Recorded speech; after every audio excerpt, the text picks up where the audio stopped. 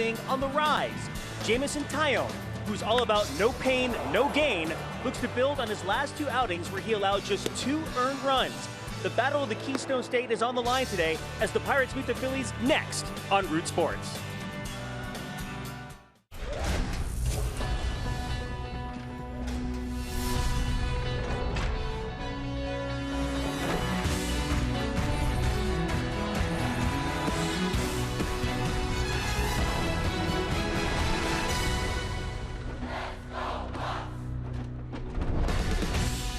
As today dawned, it's Hall of Fame Day, a special day in baseball. Bill Mazeroski, the last Pirate to go into the Hall of Fame, and today it's the Pirates and the Phillies here in this series finale. And a look at our Volkswagen standings, and as the Pirates continue to try to win series and gaining ground as they did last night, they find themselves 8.5 back of the Cubs and still within 2 games of the second place St. Louis Cardinals. And welcome into the booth. Joe Block along with Bob Walk with you here on this very special Sunday afternoon. And the way that the Pirates have been playing lately, really have been playing some good baseball, and they try to keep it going here today with one of the better young pitchers so far in the game. That's been Jameson Taillon. Jameson has been so impressive, since he's been called up. We've been waiting a long time for him to get here. Had some setbacks with some injuries, but now that he's here, he is just fantastic. You see, he took a line drive in the head and then got up and then started tossing nothing but zeros out there. He just as impressive a young man, the way he carries himself on the field and the way he can pitch and command the baseball as anybody we've seen. He's right there in my mind, like when we first saw Cole when he first came up. He is that good.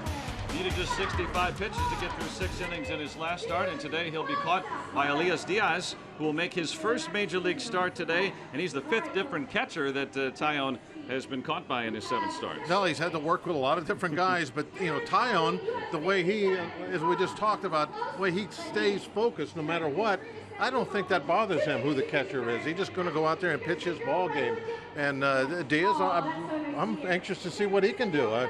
He came through the minor leagues, very highly touted, and a great throwing arm. Get him back there.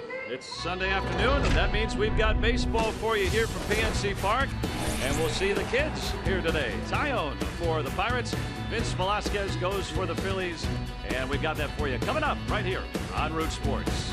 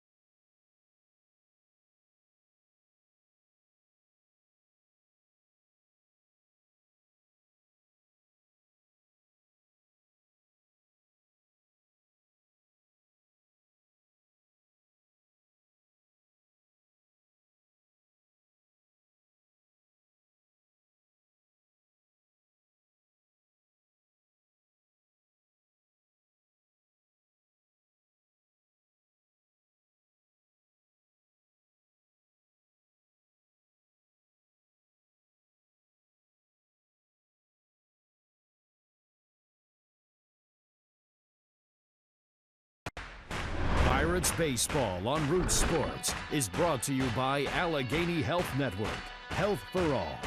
By Bordas & Bordas, official legal partners of the Pittsburgh Pirates. Visit BordasLaw.com. And by Day Automotive, we're gonna make your day. Let's go Bucks! And earlier today, we saw the Phillies at play with the Pirate Parrot. Keep going. Keep going. I got you. Keep going. All right. Keep going. A little deeper. That's good. On a hot day, Parrot needs a little break after that. And Elias Diaz making his first major league start today.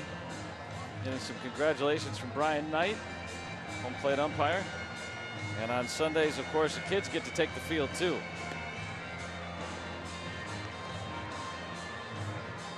Polanco out there in left field. How cool is that? You're standing in center field right before a big league game is about to start, and Starling Marte is jogging out to you. Well, tell how cool it is. You look at their faces. Yeah, this is where we're waving. Fist bump. Now show me some speed. Up. There's the speed. It's like Jared Hughes. Here's the high lineup for Pete Maccannon's Philadelphia Phillies. Cesar Hernandez now in the leadoff spot today. And Ryan Howard in the cleanup role. First start of the series for the veteran, with Ruiz doing the catching after Rupp got hit in the helmet yesterday. Galvis, Ashe, Borges moves down to the 8th spot for Vince Velasquez.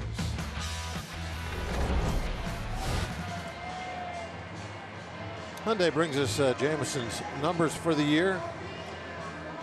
Has 6 starts, 34 innings of work, just 5 base on balls. Gotta really like that number in his first 6 big league starts, 5 walks. And in his last start, he pitched 6 innings. He only needed 65 pitches. We need to get another line there. How many times has he been hit in the head with a line drive? Oh my goodness. Well, that was just a seeing eye base hit. So inducing a slow roller just to start things off, but it gets through. And the Honda defense for the Buccos today. Andrew McCutchen getting a day off, so Starling Marte patrols center field with Polanco and Joyce flanking him. Freeze, Sean Rodriguez, Harrison, and Jaso around the horn with Elias Diaz behind the plate. May get tested. Phillies, they don't run much until yesterday. 5 stolen bases for the first time in 7 years. You know, I saw on their note page today that's 10% of their season total was yesterday. And in about 2% of the games so far. It's game number 98. Odubel Herrera. Tardy and down a strike. He's had quite the series. He's had 3 hits in both games. That average back up to 290. The Phillies all-star. Tyler Glasnow leaving the game yesterday with right shoulder discomfort. Left in the 4th inning. On the DL as of today, so Pirates will have to be looking for another starter down the road here. Right now it's Taillon.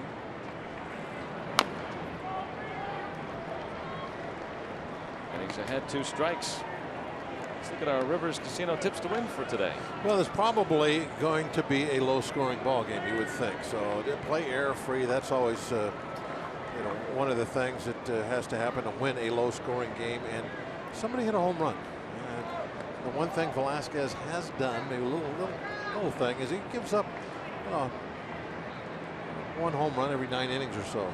So when you have a low-scoring pitcher's duel, which might be the case, you got to play good defense, and somebody hit a big key home run. 2 jammed him.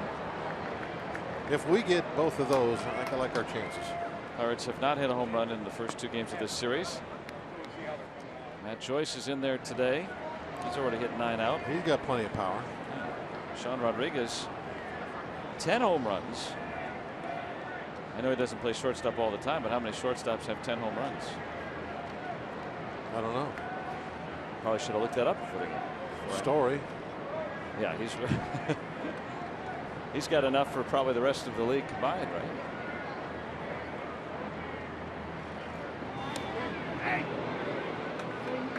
Hernandez can run. He has swiped 9 bases and took a pair yesterday. So we'll see what Diaz can do. Had elbow surgery that kept him out until just a few weeks ago. Just finished his rehab. Was playing down in AAA Indy. And the reason that Diaz is here is because Eric Fryer, the Pirates backup catcher, he and his wife Allison just had twins yesterday, so he's on the paternity list. So Diaz gets to be the 6th Pirates catcher this season, and the 5th one that has caught Taillon in his 7 starts. Doesn't seem to matter much. Uh-oh. A lot of blaming. That's about as picked off as you can get right there.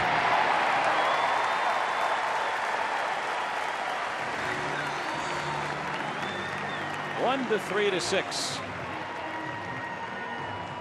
Leadoff man erased. How about that view we had?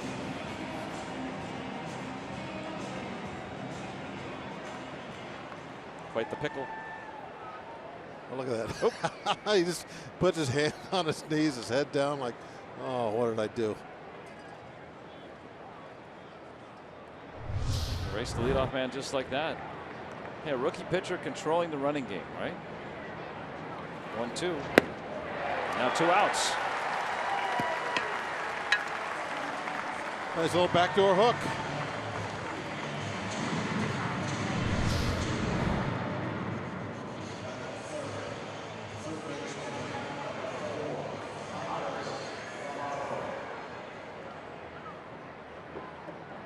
And a first strikeout for Taillon.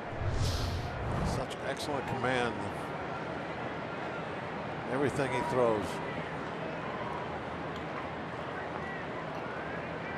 Andres Blanco still in there for Michael Franco, who has been out of the lineup since being hit with a pitch in game 1 of this series. Came out mid-game Friday night, hitting at 268. You know, they always say that, and it seems to be the case with young pitchers controlling the running game, of paying attention to base runners. Sometimes that gets lost early in careers. So far, it looks like Taillon, not just today, but overall, has been pretty good at that. This one hit very well to right center, and the Phillies will start off on top. No, thank goodness for the pickoff.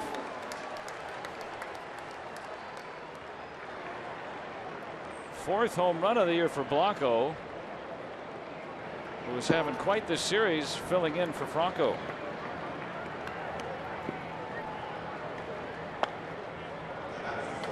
Five for 8 now.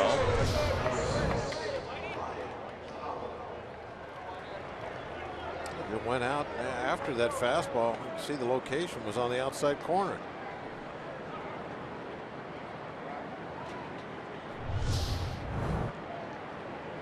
One nothing Philadelphia. Now that's one that gets you you notice that as a pitcher, and this one here too. Ryan Howard. Probably going to stay at first. Yeah, we're talking 2 balls in a row, fastballs away that went out, got hit hard to the pole side. That tells you, hey, okay, that's what you guys are going to do. I'm going to have to start throwing inside. I mean, look at the location of that. That's right on the outside corner. The home run was on the outside corner. Now, if they're hitting those balls hard the other way, you probably still have to come inside. But the fact that they're going out and hooking that ball and hitting them hard, that really tells you, hey, they are not worried about getting jammed if they can go out and hit that pitch. Strike to Carlos Ruiz after the Blanco home run.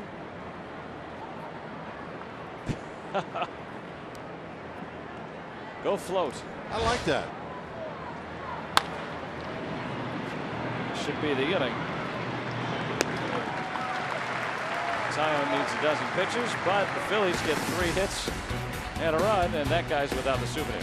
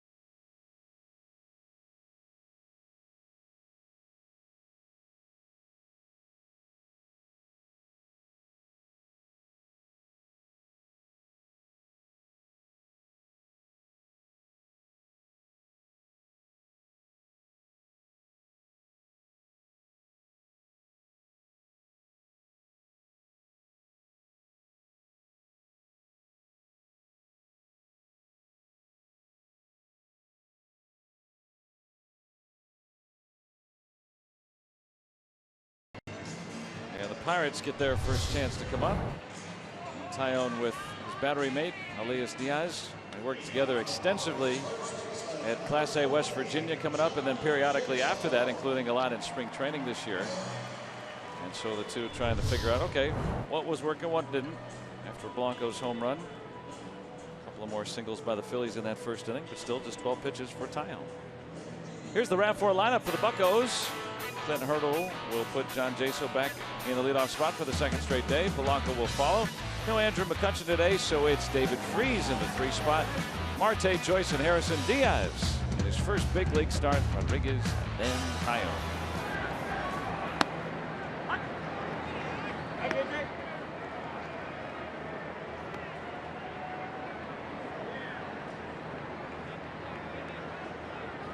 Pretty darn good numbers. He's had a Jaso 2 strikes. We talked about Velasquez quite a bit on a couple of rides back from Clearwater this year. I remarked yesterday when we worked on the radio side about Velasquez, watching him in Clearwater. You just don't remember. We see a lot of baseball. We see baseball every day. You don't talk about guys you saw in spring training very often in July. Jaso rides this one out to center.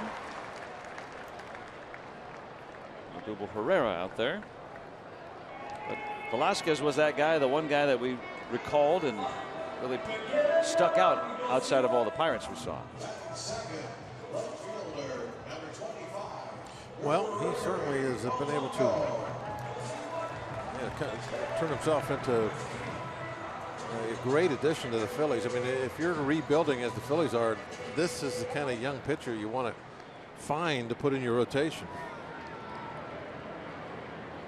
Part of that deal mid-December last year when the young closer Kenny Giles was sent to Houston. Velasquez coming over. Blanco up ball 1.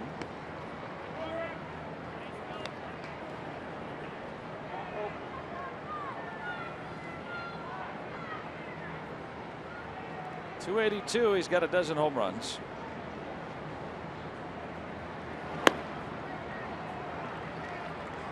Velasquez in one of his starts this year struck out 16 batters.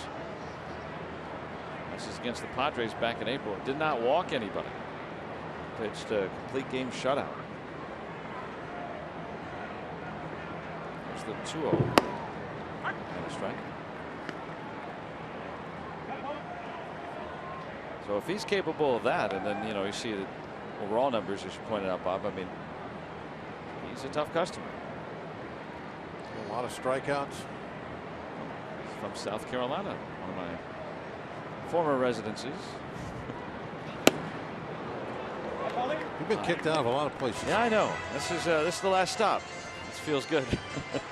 That was my first stop in the minor league tour. Charleston. Beautiful places and smiling faces in South Carolina. Blanco with a liner, foul. That was also my first stop many moons ago. Now you were in the upstate, right? Spartanburg. Spartanburg, yeah. Where I got my beginning. Just hooked a little foul. It's funny how much the ball actually hooks. Oh, yeah. A lot. Slices the same way the other way. Notice that off the tee box too. Turn around, so that's funny how much that ball hooked. use different words, but same thing. Velasquez with his first strikeout. Popped that one up there at 94. From what we understand, he'll really vary his speeds on his fastball. He'll add, subtract on that pitch. 92 to 94 in that at bat. I think that the very first pitch was an 89. A couple of Philly people were telling me he throws a high 80, what he calls a batting practice speed fastball. BP, it used to be an old BP fastball, used to be a pitch that guys would throw. Now, what's the advantage of varying the speeds instead of just trying to throw every fastball as fast as you can? Well, it's all, you know, breaking down, you know, timing. I guess if you throw 94 and you throw another pitch 89, you call it a changeup. But everybody wants to put their own name on stuff. So. Yeah. But you're just trying to get the hitter to be off balance, right? A little in front, a little behind, nothing the same speed. Broke his bat. And Velasquez has a 1-2-3 inning. So the Phillies will own the lead as we go to the second. The Blanco home run. They're up 1-0.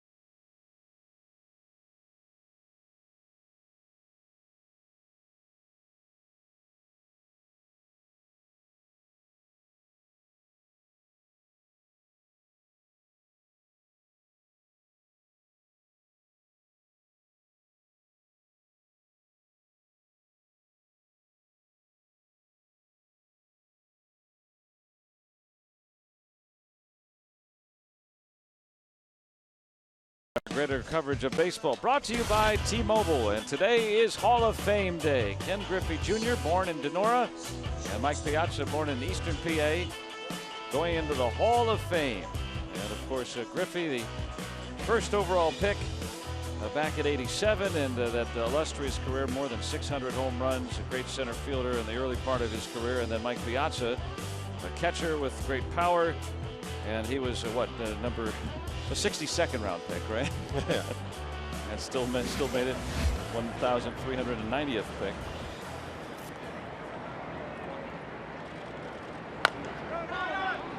And one pitch and one out for Tyone. Special day in baseball, Hall of Fame day. Always a neat day. And lefty Stargell.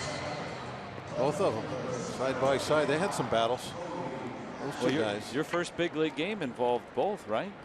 One was your teammate, and the other one was your Was the first one that got you. hitting balls over the fence. And Maz, the last Pirates player to go in as a Pirate to the Hall of Fame. Clemente, the one who had played the most games as a Pirate. Kobayashi hitless in his last 21.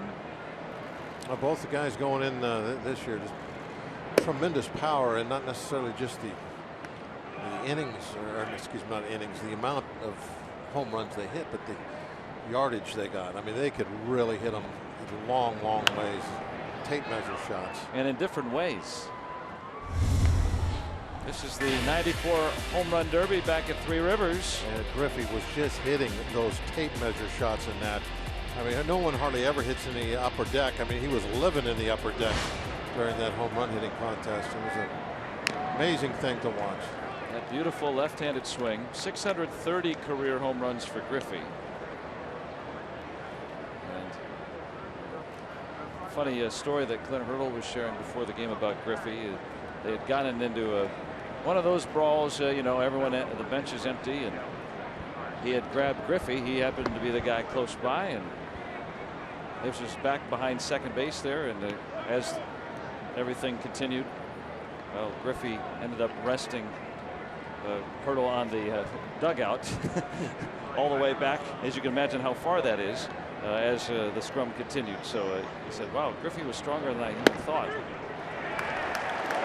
Taillon gets the second out on his second strikeout.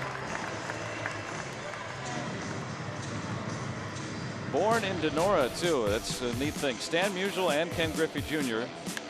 born right down the Mon from Pittsburgh, and you need to think about that. Grew up in Cincinnati, and of course in those early days with the Mariners, an outstanding center fielder. Injuries plagued him, but still able to have some of the great moments in the game, and a nearly unanimous selection.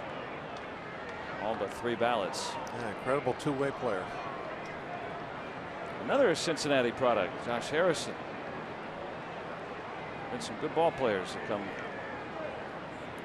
down and along the Ohio and its tributaries.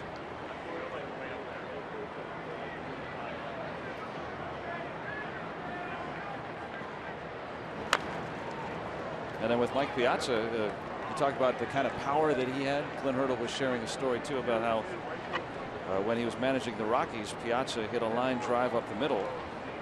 And the Rockies pitcher was Pedro Estacio. He leapt to try to catch the ball.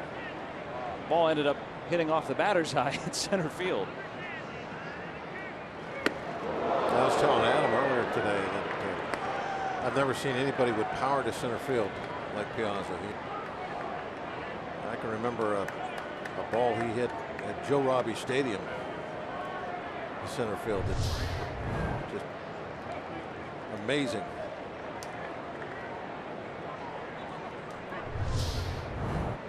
Phillies bench a little bristling after the Rupp hit by pitch yesterday. Taillon coolly recovers and issues a 1-2-3 inning. Phillies still have the advantage, 1-0.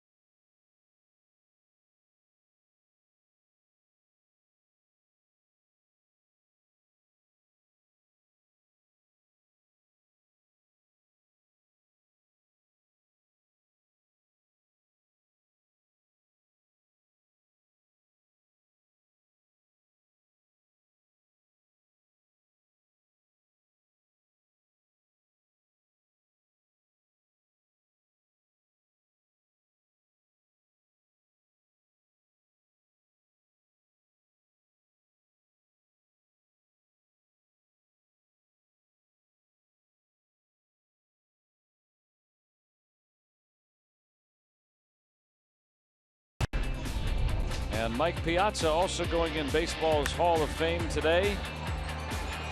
Most prolific home run hitting catcher.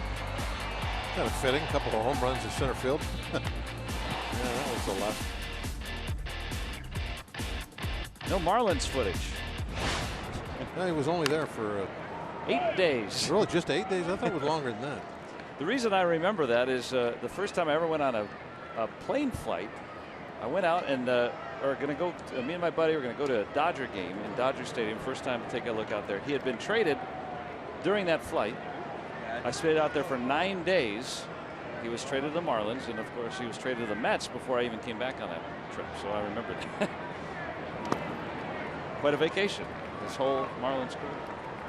It's right around the trade deadline. Everyone was shuffling players at that time. Andrew McCutchen, he's got some special shoes today that he tweeted about. Hopefully he'll get to wear them. Let's see if we can see him there. But he had some, I don't know if he's going to wear them in the game or not, if he appears, but tweeted about some today. He loved Ken Griffey Jr.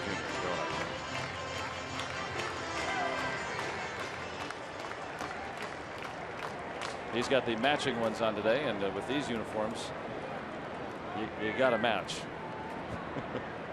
79 throwbacks.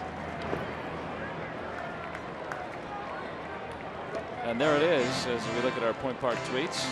Yeah, he had those special ones made up. Those are pretty.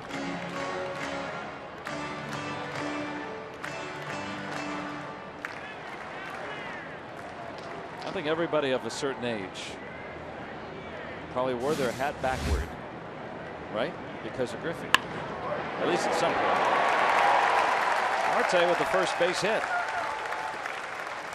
And Robbie's got more on shoes. What do you got, Robbie? Yeah, you talk about the shoes, and you mentioned Ken Griffey Jr. Actually, on Friday, when the Pirates wore their white pants, Andrew McCutchen wore a special pair of Ken Griffey Jr. shoes. These things are fantastic. It's a Swingman Legend. That's the type of the shoes that they are.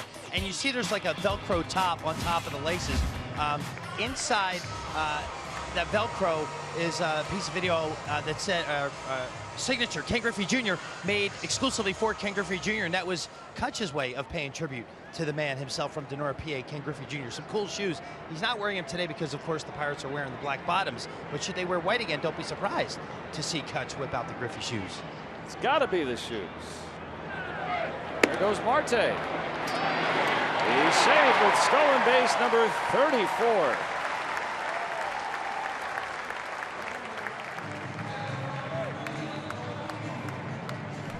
His boots were made for running. Yeah, Marte has got to the point now that where every time he gets at first base, it's just what pitch is he going on. You know he's going to run. And our Barrel League leaders, that's the stolen base percentage. And you can see with Marte, even though he runs a lot, still very successful. You don't always see that. Usually the guys, a lot of times the guys that were up there at the top, they'll be the guys that kind of cherry pick when they're going to run. You'll see them still third with 2 outs a lot. That'll get that percentage up there a little bit. Harrison Tops on the list. Well, that's not the case of J.A. Well, yeah, he's gone 15 with most times. guys. I mean, I've seen it in the past where, oh, this guy's only been thrown out twice all year. Well, he doesn't run when it matters then. Because if you run when it matters, you're going to get thrown out more than twice all year. And that's why the Pirates, with that tandem, swiping nearly 50 bases between them already, set up some different scenarios. 4-pitch walk to Joyce. That's all he does. Get on base. Joyce would be 5th in the National League in on-base percentage if he had enough plate appearances to qualify. He's always getting aboard. 2 men on, nobody out, and here comes J.A. So Velasquez in his first jam. Been good about these early situations. You get some runners out there. Hot day like this. Get that pitch count up. Make them burn some energy. 89 at game time and rising. Hazy sunshine.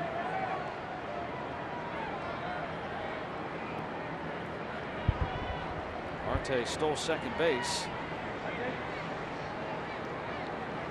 Joyce the trailing runner at first.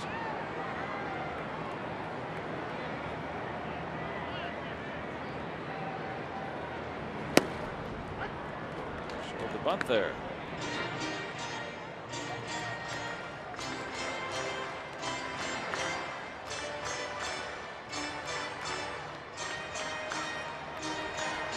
All day.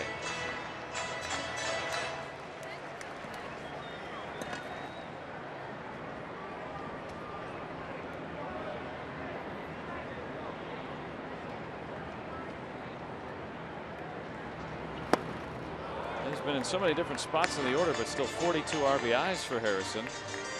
And usually in that 6-7 spot, get that many runs batted in from those spots in the lineup. Many of those came in the month of May or around that part. So, but the lineup has been such a,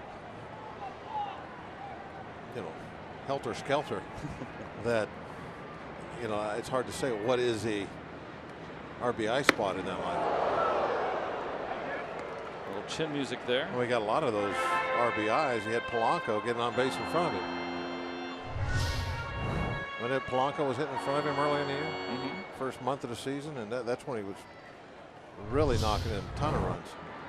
Cameron Rupp was hit in the head yesterday, had to leave the ball game. He checked out okay, thank goodness. And Pete Mackanin very outspoken about his catcher getting hit in the head. And then right after last inning, Taillon came in tight after the Phillies were hitting pitches away with some force in that first inning. He made an adjustment coming in, right? And then now we see Velasquez, coincidentally or not, come in on Harrison.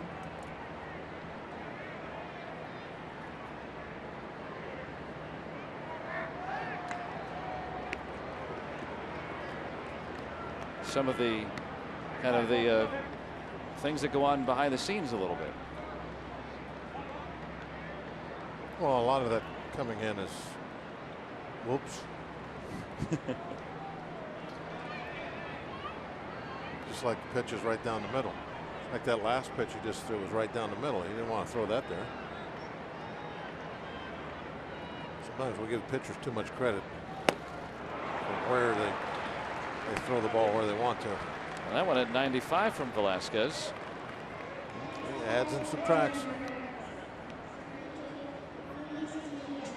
So let's look at the Point Park tweets for today. And Elias Diaz looking for that first big league hit in his first start. A couple of at bats last year. Stephen Ben excited for that, as well as Todd. Really likes his arm strength behind the plate. That was a bit in question after getting hurt in spring training. And a good thing to see Diaz back this season, because there was a time that it was not quite clear what was bothering that right elbow of his. And after about a month of trying to get that going and the minor league season already underway, he had surgery back on May the 3rd. Gets away from Ruiz.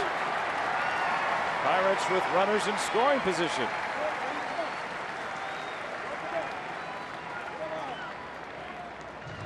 Wild pitch. Tough one to block because it's quite a ways outside. In fact, you can see there with that shot, it bounced in the left-hand hitter's batter's box. That was a tough job there for Ruiz to try and keep that one in front of him. So Marte now at third and Joyce at second with one out. How far you think that missed the spot he was trying to throw it to? Like by at least 2.5 feet? Yeah. And if you. So if it's 2.5 feet missed the other way and he drills a guy, then I guess he shouldn't be in the big leagues. I know what you're referring to. There's a strike. I'll leave it at that. Pete Mackanin's comments, Phillies manager, referring to Glasnow yesterday. But like you're saying, you give pitchers too much credit. Sometimes they just miss. They just and miss they can by miss a by bunch. a lot. Yeah. And I think it explains it too that Glasnow said this morning that right shoulder discomfort that he left the game with, he had experienced that throughout his start, and then it just got to a point where it was going to not be good to continue, and so that's when he came out. So clearly that was affecting his command. Now 2-2.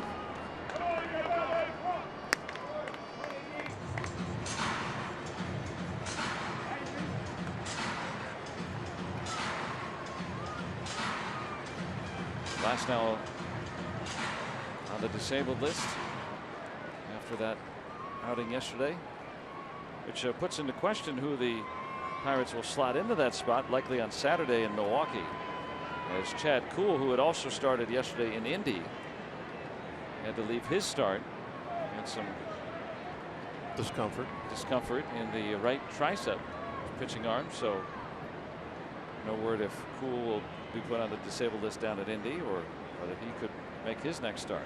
This is going to get a run home. Diaz with his first major league run batted in.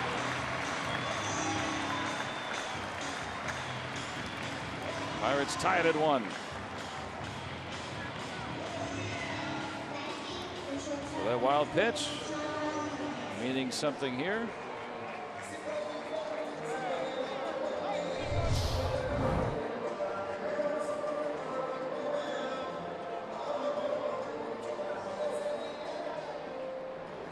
You gotta love the technology that allows you to see that spin, that slows it down. You can almost count the revolutions. It is just amazing the things those guys can do with the cameras nowadays. Sean Rodriguez, shortstop today, batting in the 8th spot. There's times where I know I'm supposed to be saying something when we're watching that, but I just want to watch it because it just amazes me. Even watching the ball hit the dirt and the way the dirt kind of explodes up, it's just like, what a cool thing. I know we've had that now for 2 or 3, 4, whatever years, but I get a thrill out of that super slow-mo, especially on a bright sunshine day like this where they can really slow it down. Our Allegheny Health Network Supermo provides us with those great images, and it's really cool to see like a pin go into a water balloon. Sometimes you see stuff like that, the things that we could never perceive.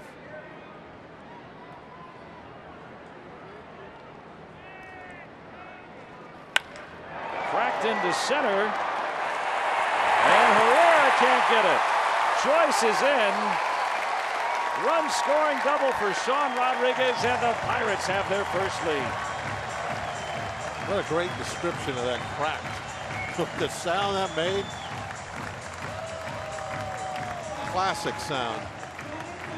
Now that's I don't need to see the exit velocity or anything. Just the sound of this.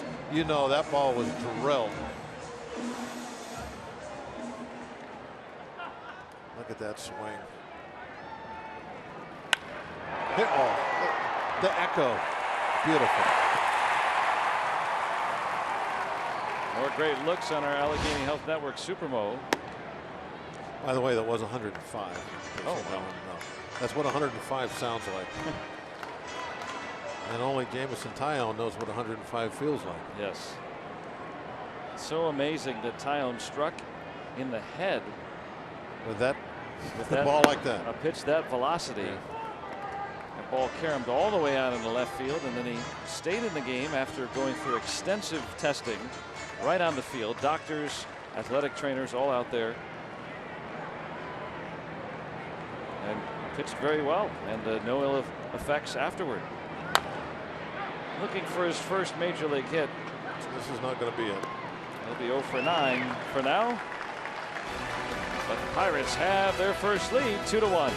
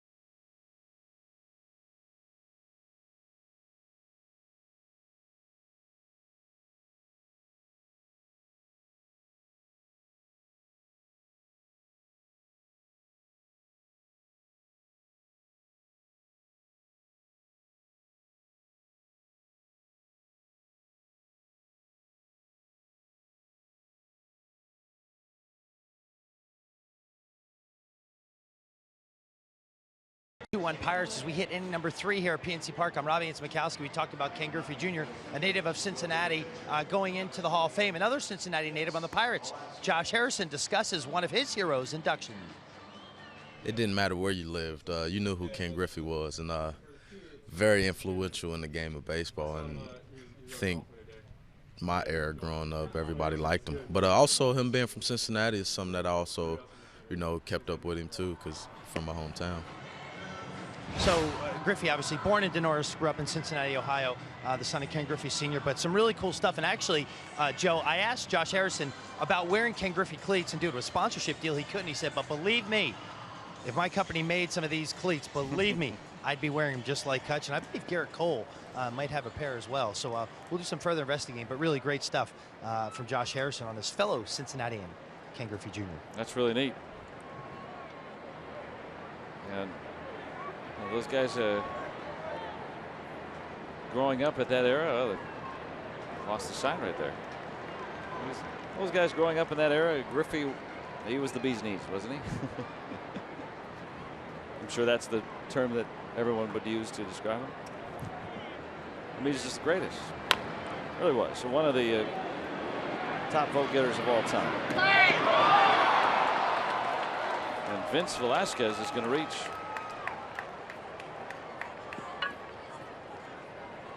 A lot of good Major League ball players coming out of Moeller High School in Cincinnati. Griffey, one of them. Barry Larkin went there. I think Pete Rose went there. We rolled a base hit.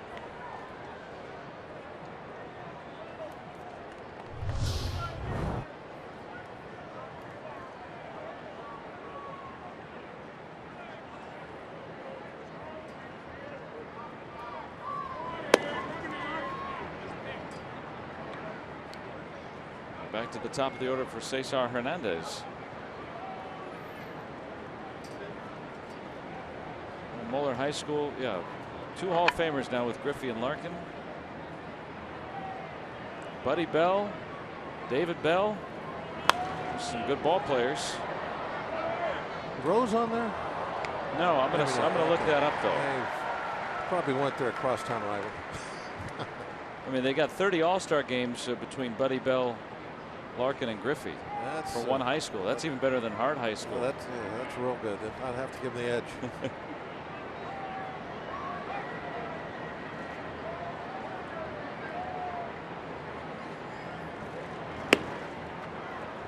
Now 2-1. Rose, of course, playing for his hometown squad. He went to Western Hills High School in Cincinnati. He had the most hits of anyone that ever went to Western Hills High School in the major leagues. Really? Yes, I can say that with assurance.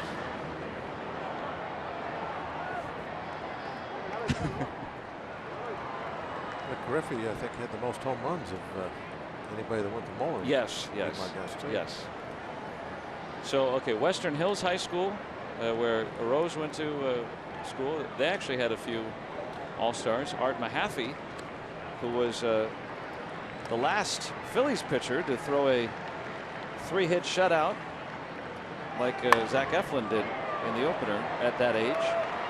This is going to be extra bases. Velasquez, the pitcher, is going to score on this ball. 3 bases for Hernandez. Phillies quickly even it right back up. Well, with these two guys coming into this ball game, I didn't expect 4 runs up on the board so quickly. But that's what you have. Trying to work him away, and went out, pulled that one into the gap.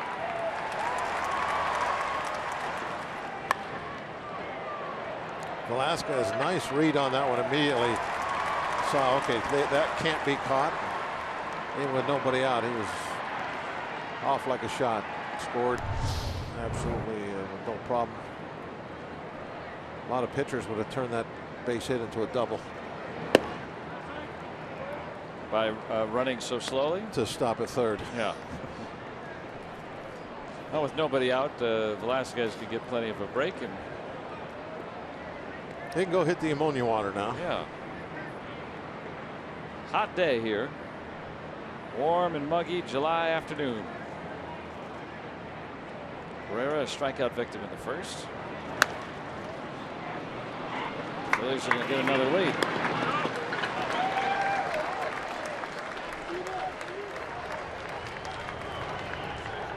So back and forth we go. And with nobody out this early in the game, you're going to play the infield back. With one out, might have moved them in. Run batted in 34 for Herrera. But you have to have enough confidence. Now you're thinking you're going to score another couple for the end of this one. You'd be worried about giving up the lead, at least temporarily, just by 1 run. Pirates were down by this very score midway through the game yesterday and put up a 5-run 5th. Very efficient offense for the Pirates. Only 4 guys left on. Phillies not so efficient. They were horrible in that regard. They left on 14. They've left 25 on for the series. They're having a hard time hitting with runners in scoring position right now. Yeah, they've gotten a few hits when they've gotten them on, but they've all been singles.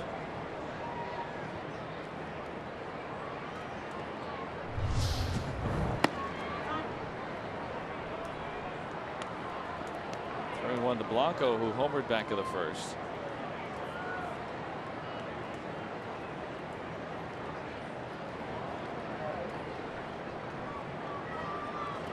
Cervelli fan. Pretty good seats.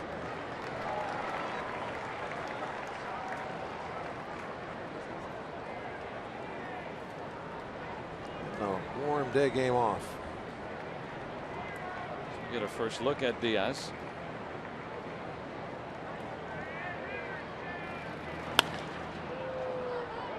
Curling and foul.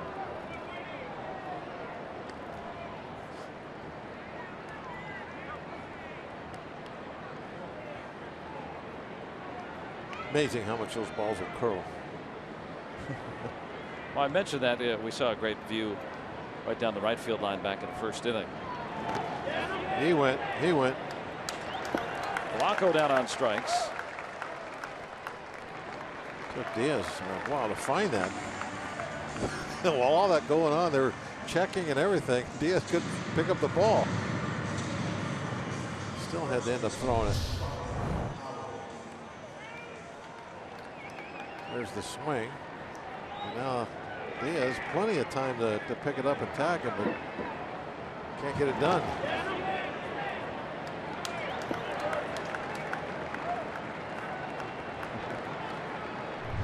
Well, if you're not going to tag me, I'm going to make you run. You're going to build up the assist by doing that. No. I mean, every time you catch a strike 3, you get a put out. Catchers don't need put outs. They want to pad some. They want to pad their assists. So right there, you got a nice assist. Yeah. So you always want to fumble the ball around a little bit. Can't find the handle until the guy starts running. Then you can throw him out and get your assist. Assist is a point in hockey, so. No, it's a defensive stat that everybody likes to have a lot of. Something we don't talk enough about. Yeah, assist. I think we talk about it for outfielders, right? Especially with the Pirates outfield. Now we're down 1-2. Marte tied for the National League lead with 11 assists. Now a shortstop will have way more than that.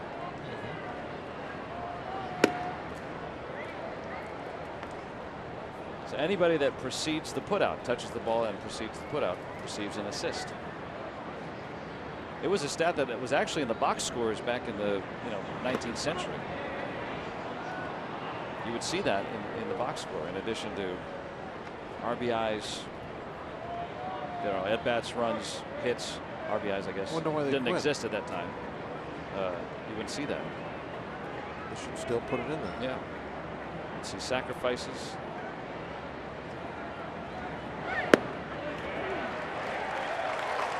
So Taillon with 5 strikeouts, but the Phillies have the lead 3-2.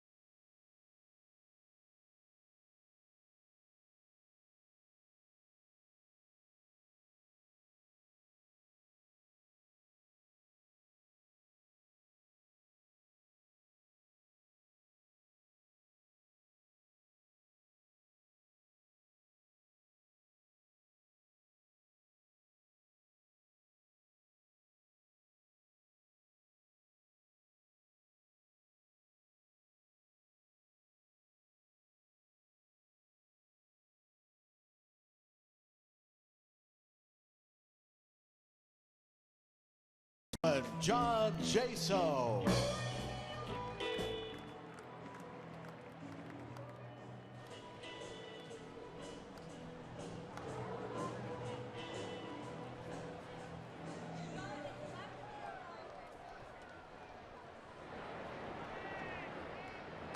Thanks, Dan.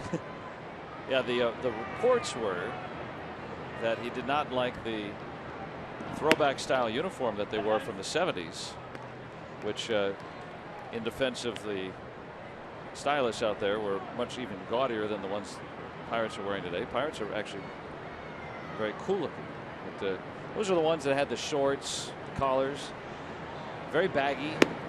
Sale didn't want to wear it, according to the report, and so he cut up his uniform, or tried to, according to the report. So there's your suspension. He was supposed to start last night. They didn't have anything to wear.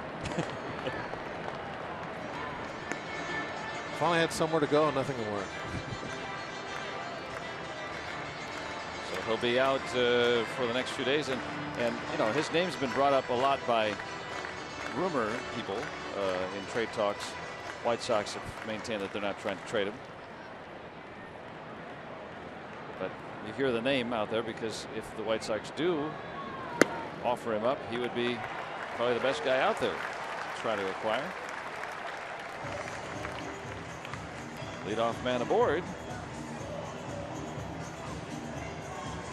And you'll never go hungry sitting in the Sugardale all-you-can-eat seats at PNC Park. Unlimited hot dogs, hamburgers, soda and ice cream, and more. Tickets start at $45. Find out more at pirates.com/all-you-can-eat.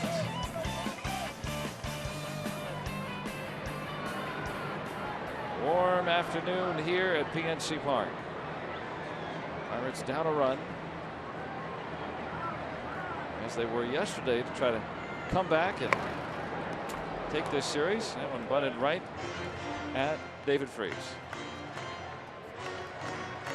Now, when you bunt right to the third baseman, A lot of times that's Freese. he's usually not playing that far in, though.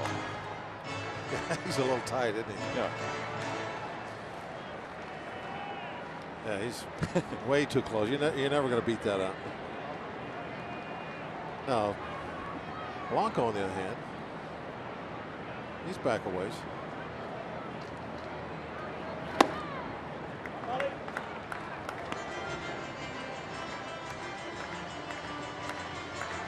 Now Blanco. Got both third basemen with wintry names. Blanco and Freese. Blanco, of course, means white. It's a white Christmas. Yes.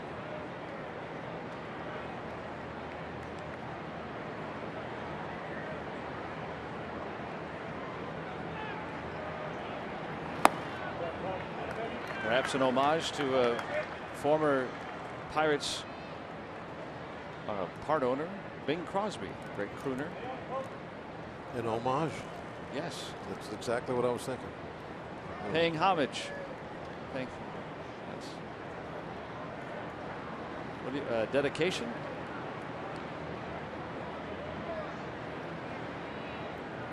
Rhymes with fromage, which means cheese in French, so I like using that word.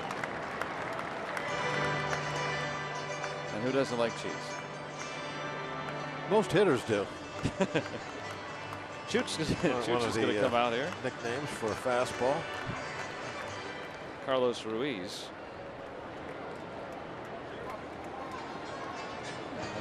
Kids making their own signs on Kids Day. Always fun.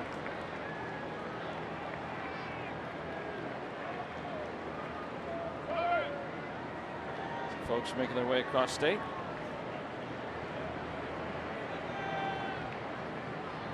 Too bad we're not in the same division anymore. I know we talk about that a lot, but it was a lot of fun back in the day playing Phillies quite often. You think about all the you know, the interleague rivalries that have been created, and you know, a lot of them are very natural. You know, the Pirates play Detroit in recent years, and hey, that's nice. You know, But for me, having grown up in Detroit, I never really thought of Pittsburgh as a rival in anything. It's just nice. But, you know, trying to see who will raise the Pennsylvania flag in their favor after this one. This seems to be a really good one, even though it's in the same league.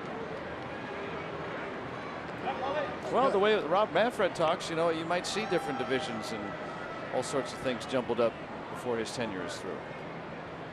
Well, they've already gone down that road, so why not? I know they're not going to go back, so it doesn't matter now. We're seeing the lines quite blurred between the leagues now. A couple of walks from Velasquez. He's walked 3 now. And 2 men on to start the inning, just like last frame, and David Freese coming up. Pitching coach Bob McClure. You may remember him from such teams as the Brewers. Oh, yeah. Of course I do. Yeah. Or are you talking to the Simpsons viewers? Yeah, sorry.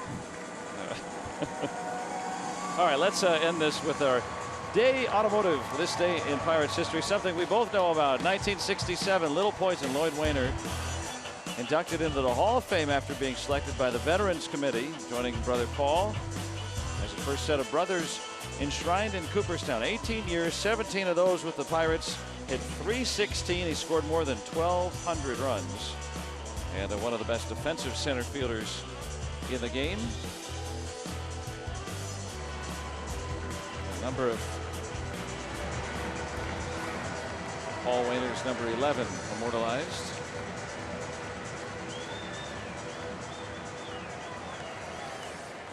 Good Pirate outfit there. Like that one. Very natural. Not overdone. Just nice touch.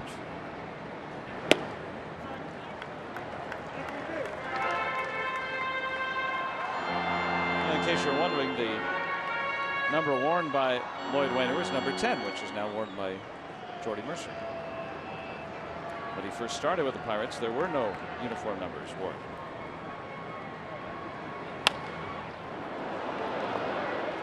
There's one, and that's it. I wonder if the Phillies are going to have something to say about the slide. Was it a late slide? I don't know. Any contact out there now, I wonder about it. Now, there's new rules regarding slides in at second base. Larry Boa on the phone, the clubhouse, trying to get their opinion. Yep. He slid before the bag. That's legal. He slid toward the bag and not through the bag. Stayed on the bag. Should all be legal, and it's going to be challenged by the Phillies. Well, by all the descriptions of the rule, it seems to be kosher. A bona fide slide has 4 parts. The runner must begin his slide before reaching the bag. Runner can and does reach the bag with a hand or foot. Runner must remain on the base. Runner cannot change his path to the base in order to collide with the infielder. So he did all those things. We saw a review earlier this year where the runner slid over the bag slightly and came off the bag momentarily, and it was still ruled in favor of it not being a violation. So they don't. Yeah, he's sliding toward the base, even though it's a little bit to one side. But Hernandez has to get out of the way. The runner is entitled to do that. So the Phillies should lose this challenge.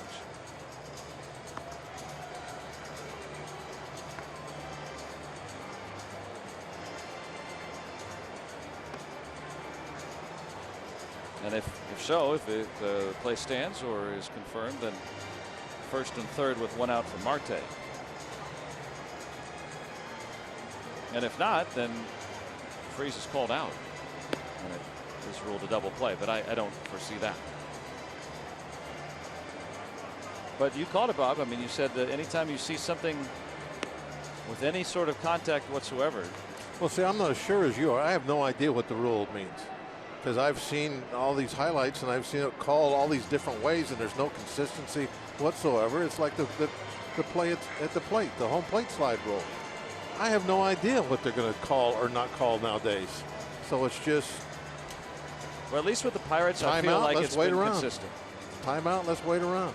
This rule, at least in the very few times it's been challenged against or for the Pirates, I think it's been consistent. But baseball as a whole, you're right.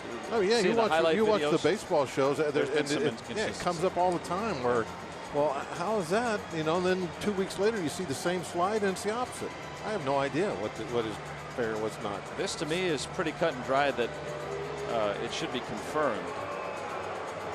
Not even stamps. It doesn't seem to be any violation whatsoever. And I was surprised that the Phillies challenged it. Not that they looked at it, but I was surprised that they challenged it. So they must see something that they think.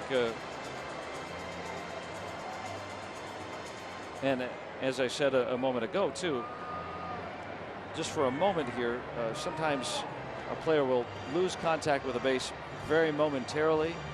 And we've seen earlier this year in a scenario on this same challenge against the Pirates, where the runner just came off the base for momentarily. They still ruled it in favor of it not being a violation. So if you want to take the literal interpretation of the rule and not the spirit of the rule, then maybe that's what the Phillies are trying to hope for here. But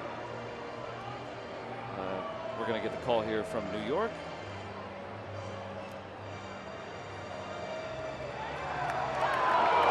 Double play. And that's one of the worst things I've seen in baseball. That's why I don't say I have no idea. And not because it goes against the Pirates, but if that becomes a double play, it did. It is that's a double play. Now it's completely against the spirit of what this is trying to do.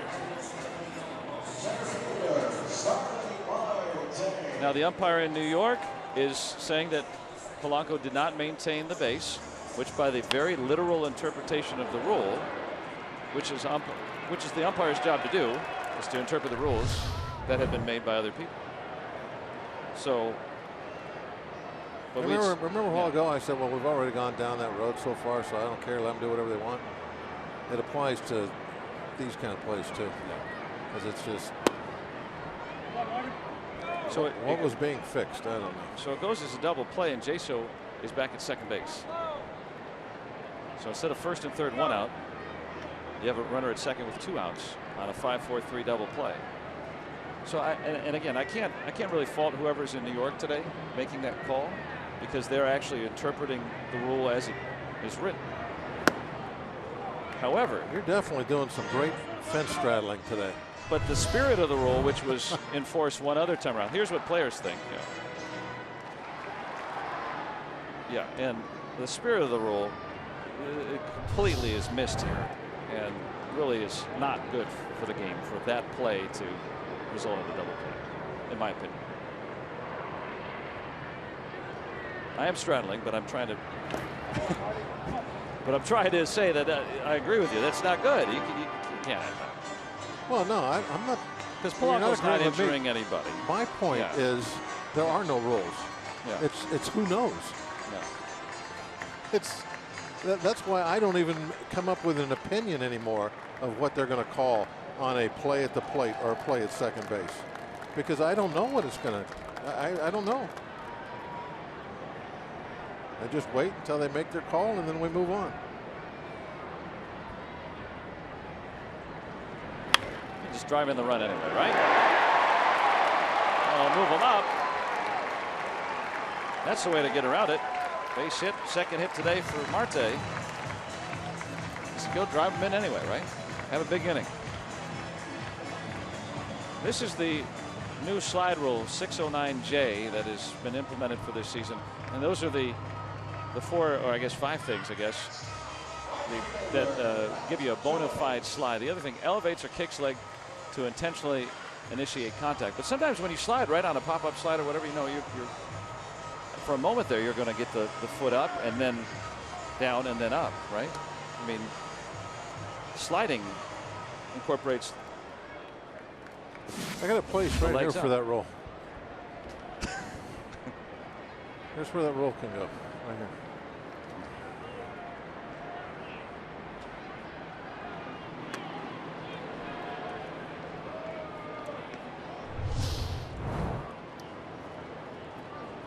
So we're told that Polanco didn't attempt to remain on the bag, which he looks like he's trying to reach for the bag there. He just got spurned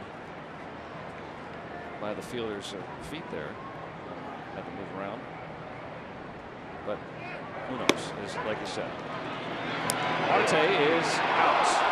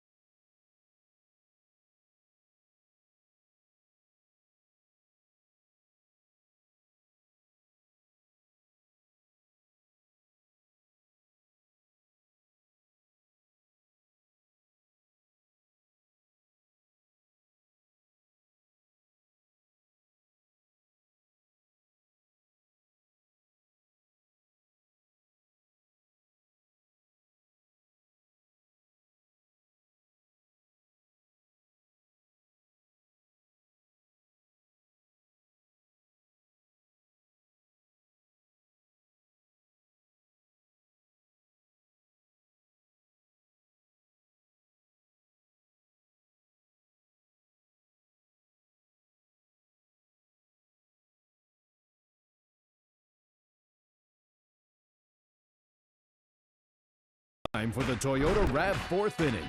The all-wheel drive RAV Hybrid has performance that will make you rethink hybrid. Let's go Bucks! Oh, what a fun thing to do. We got the Jolly Roger up, hanging out on the Allegheny. 3-2 Phillies right now. Bit of a weird bottom of the third inning, and the umpire's trying to keep things figured out. He's got a friend.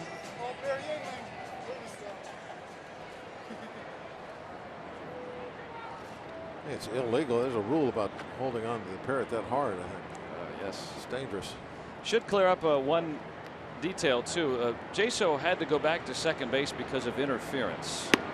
Something that I wanted to clear up with that new rule that, you know, why wasn't he at third base? He would, of course, been at third base. But a part of that rule is if there's a violation, interference is called automatic double play, and the runners return to their original bases. No advancing is possible on interference. So that ended up costing a run, and maybe more the way that inning is kind of going.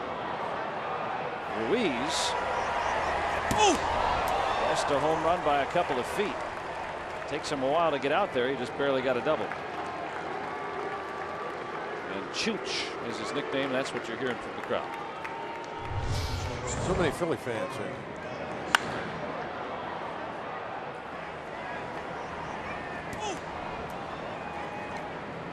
I had to hit very close to a microphone.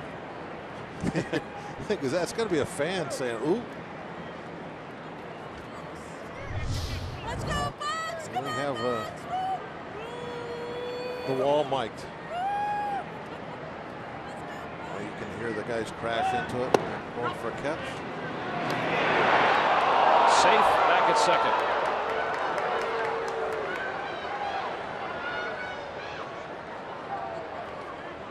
Pretty good throw, huh? Yeah.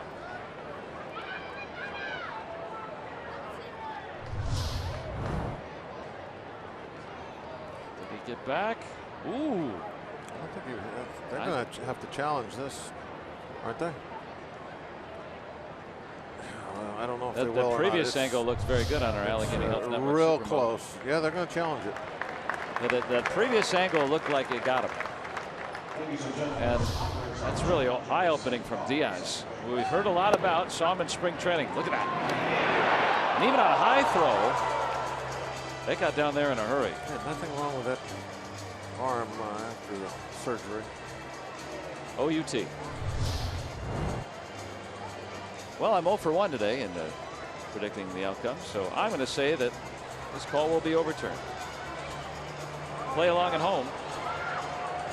So you can see the Pirates' success, 51.7% there on replays. Well, it's a little tougher for that first angle. This is what everyone's seeing here at the ballpark. Hey, the umpires get to see it too. They're watching along because they're not making the decisions. It's umpires back in New York.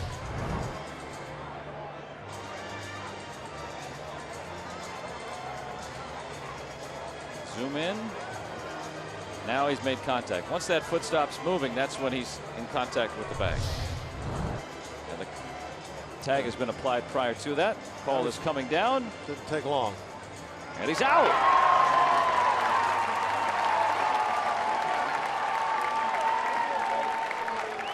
I always like the quick ones because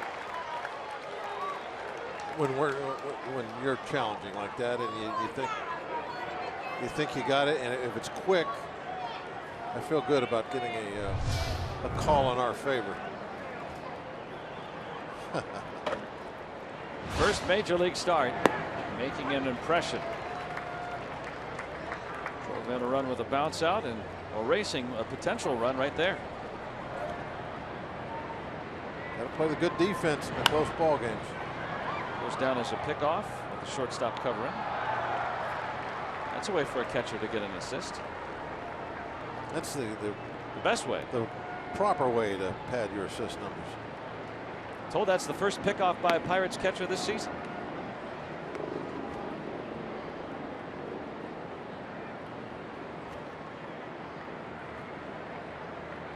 Cervelli getting the day off today. Eric Fryer with wife Allison and newborn twins back in Ohio.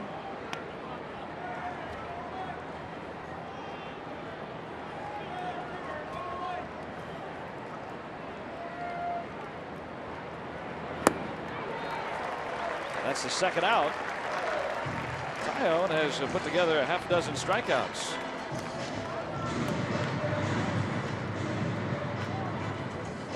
And we invite you to use your Port Authority Connect card to save big on Pirates tickets this season, up to $8 per ticket on Sunday through Thursday games here at PNC Park. Connect and save with the Port Authority Connect card. And you can get your tickets at pirates.com/Connect card.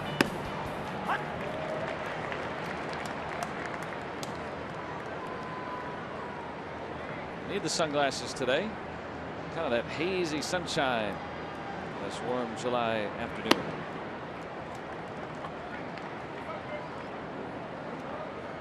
Actually hitless in his last 22 at bats. Struck out looking in the second.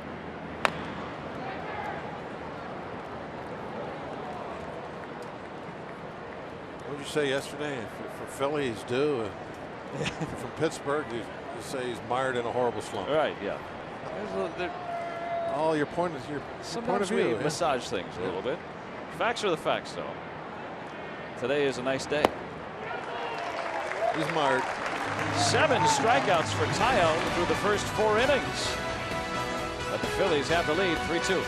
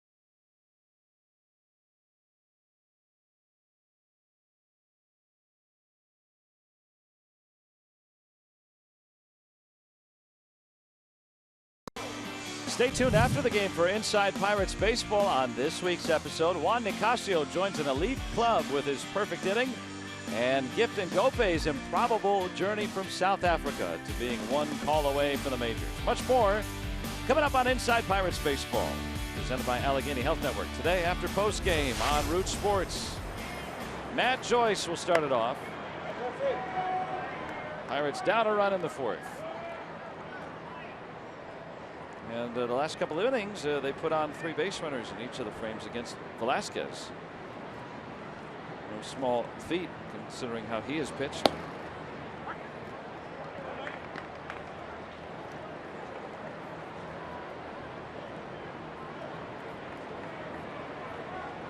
Velasquez has not allowed more than 2 runs in a start since May. Pirates have already met that threshold.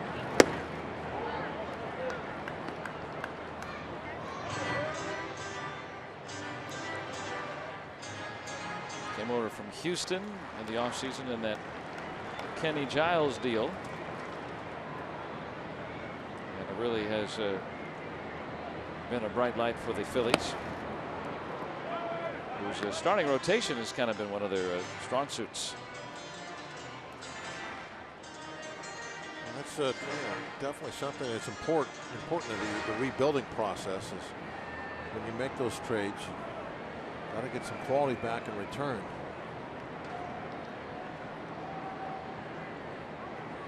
Two. Joyce with a base hit. Hung that curveball absolutely right down the middle. Matt Joyce, 3rd straight inning. The Pirates have the leadoff man aboard.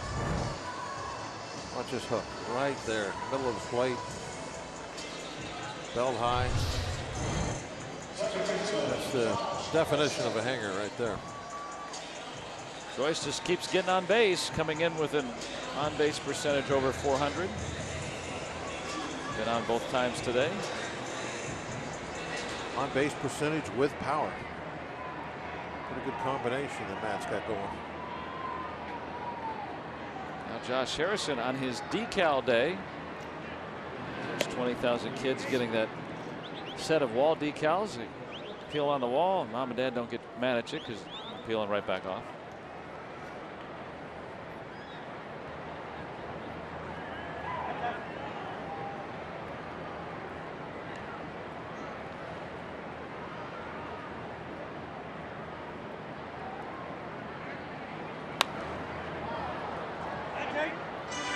He struck out back in the 2nd inning, and the way that Velasquez has accumulated some strikeouts over time, well, that's what they get here.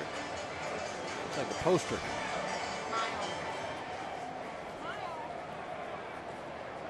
Put all those stickers all around. There's a lot more than I thought. Was there about 6 on there? Yeah, you can mix and match.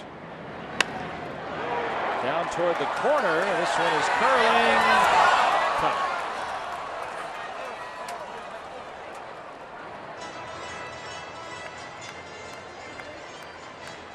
A souvenir. Oh, don't disappoint the kid.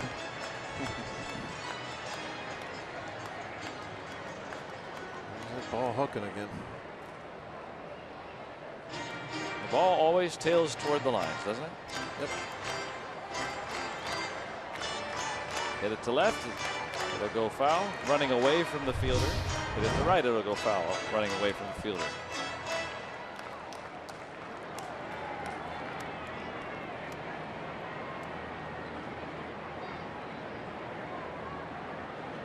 That's why in some ways right center field could be easier.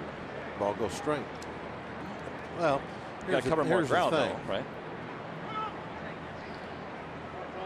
The ball goes straight, except if it's just off one way or another, and then you're not exactly sure, is that ball going to hook a little bit or going to slice a little bit, depending on how his swing was, the hitter.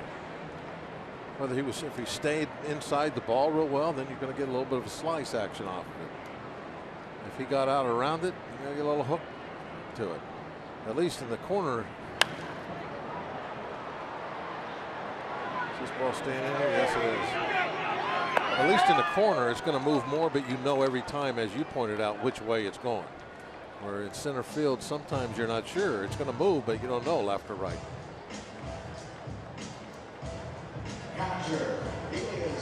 I guess if you got that speed in center field, then even if you make a wrong judgment right first off, you can get there. That's why most center fielders are your fast guys. So they can close up on those balls. They've had to kind of hesitate for a moment to see what they're going to do. Elias Diaz looking for his first big league hit. Drove in a run with a bounce out in the second. So he's gotten 3 big league at bats now. 2 last season in his September call up. He's already picked off a runner today at second base. His fellow catcher Ruiz.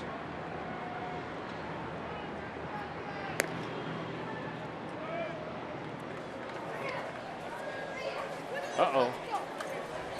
They're ganging up.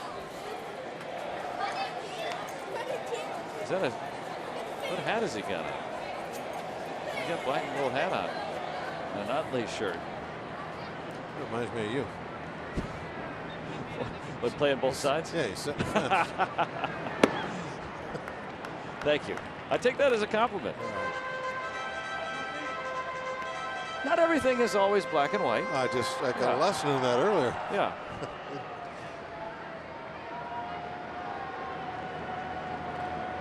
But from I don't know why they're challenging this to, well, they made the right call. You know. That's not what I said precisely, but. No, but I'm picking parts out to make my point. Yes, well done. Yeah, what I meant, well, if it didn't come out that way, what I meant to say was if you take the literal interpretation of that rule. Yeah, you said that, but I left that out. Yeah. But the spirit of the rule was violated and it's bad. Bad spirits. Yes.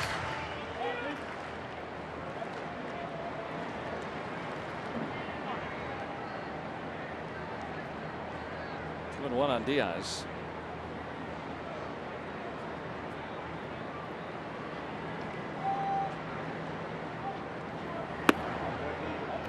Well, you're saying that, you know, in that second inning, Bob, that, you know, try to get Velasquez's pitch count up. They did in that inning, 25 pitch inning. That double play ball helped him get out of the third with just 17 pitches. That could have really been a long inning for him on this hot day.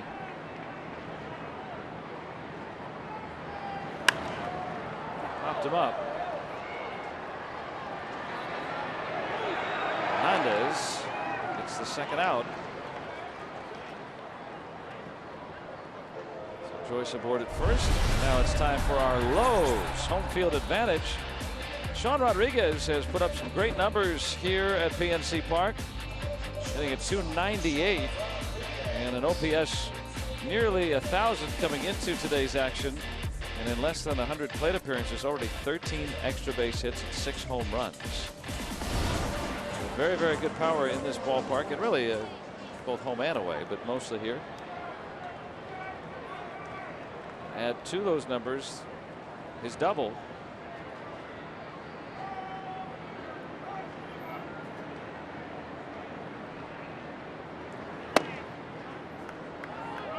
That double brought in a run in the second inning. Pirates took the lead. Phillies answered with 2 more in the top of the third. After Philadelphia got a first inning home run by Andres Blanco.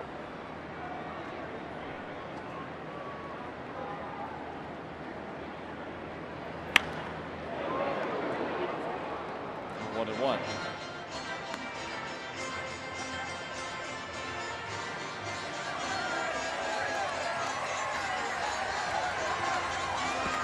Some of the best in the business.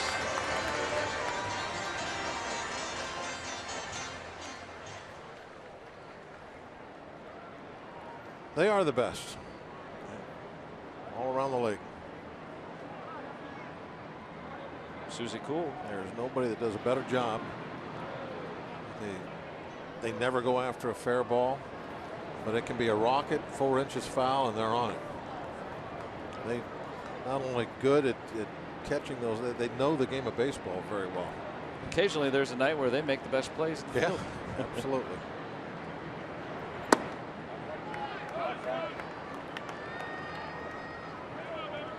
That's got to be a great seat. Sit down by one of them, because you know once they get the ball, where's it going to go, right? It doesn't go in some bag and disappear. You give it to a kid. Yeah, it goes in the seats. And it's almost like you're playing too. If you watch them, they're like on the edge of their seats. They're getting ready for the ball to be hit to them, just like an infielder. Every pitch going home, they're ready. They're on the balls of their feet. Yeah. Get up there Well, when the pitch comes in. Maybe not right now. No, they got to sit.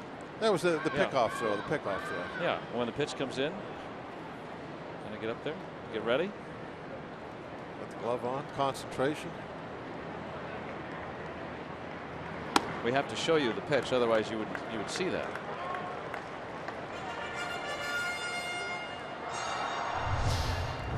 Here There she we go. is. See that, Watch right? Susie. Watch you get ready here. That's the pickoff throw.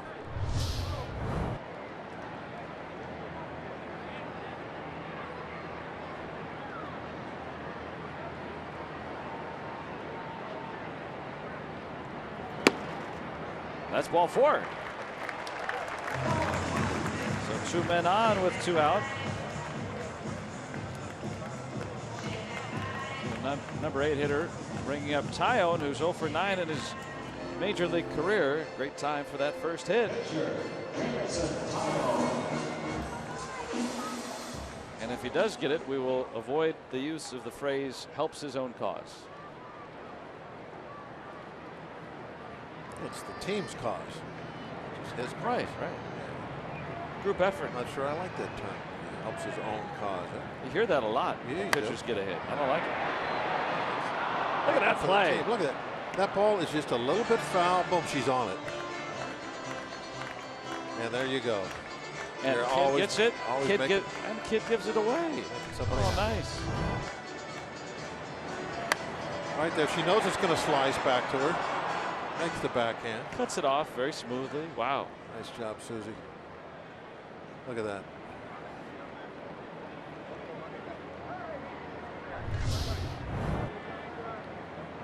Within seconds, it's in a kid's hands.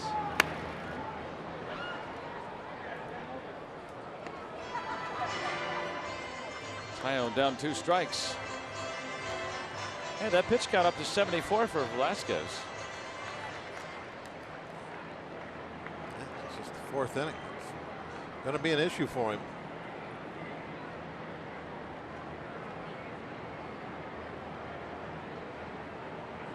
The 20 pitches in this inning.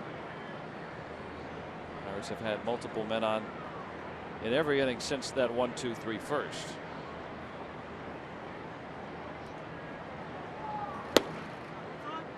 Just missed.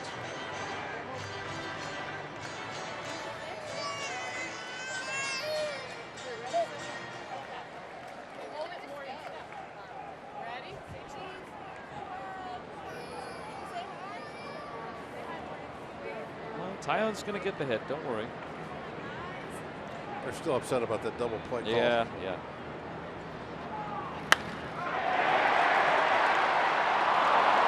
Borges playing in. If he's not in, with the pitcher up, I might have dropped in. Stays 3-2.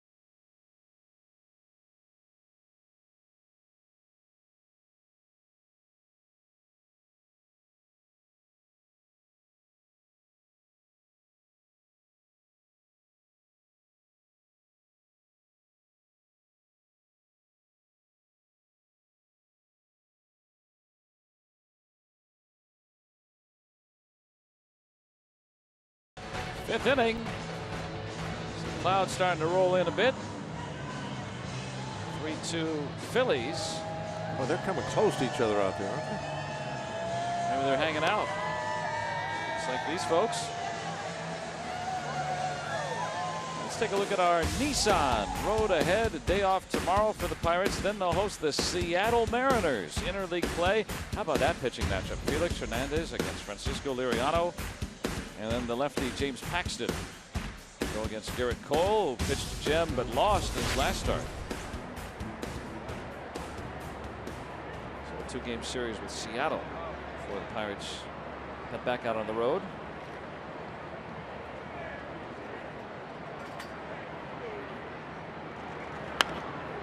Always curious this time of year too, with teams like the Pirates, Seattle, right around that 500 mark, right around playoff contention as well. What they do. Yeah, with the wild card, it really opens everybody up to an opportunity. If you've got a winning record, you're in it. You're very much in it. And in some years, you don't even need that. You know, you can. There's times where something in the high 80s can win a division.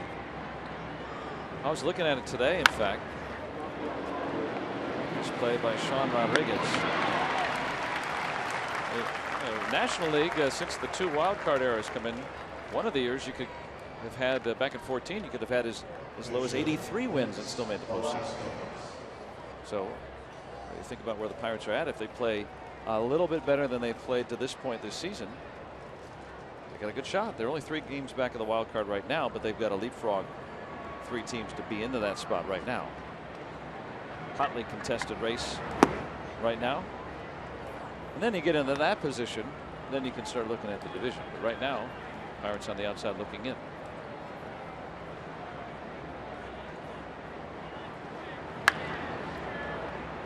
Velasquez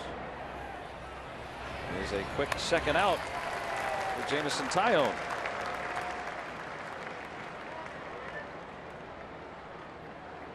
And just a reminder, as you enjoy a cold one, to look forward to Miller Time later in the game. Brought to you by Miller Lite.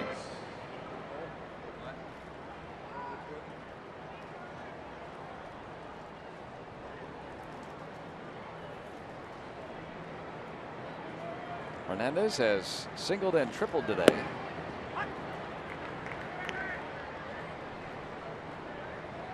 Drove in the go-ahead, or I should say the tying run in that 3rd inning, and then scored the go-ahead run.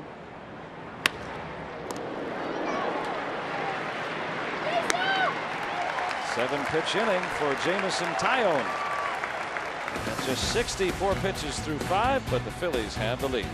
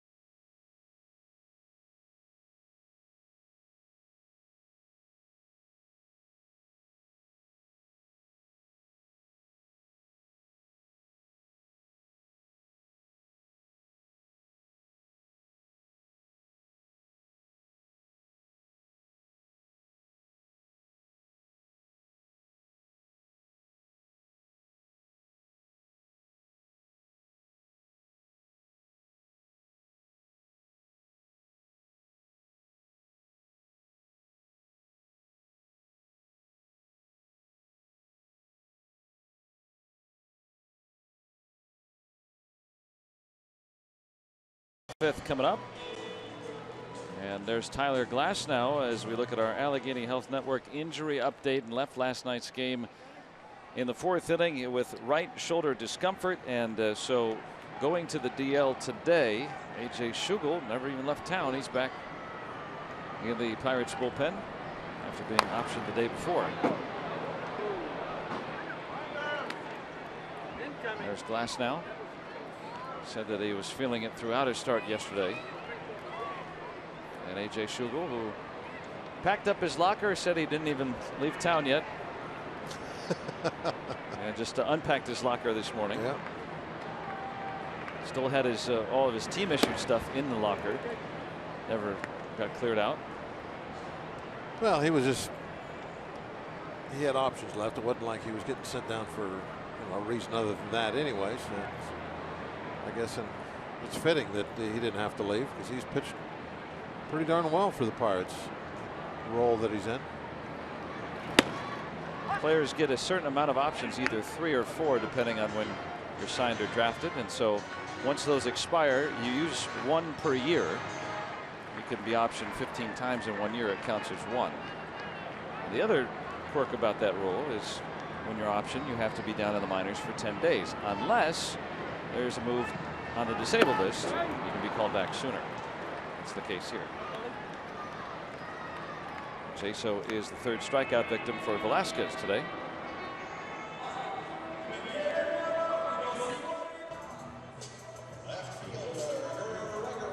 The Pirates have had a few opportunities, but that slide by Polanco in the 3rd inning ended up being challenged by the Phillies. It was ruled a double play in violation of Rule 609J, the new slide rule, and that really took the wind out of the Pirates' sails.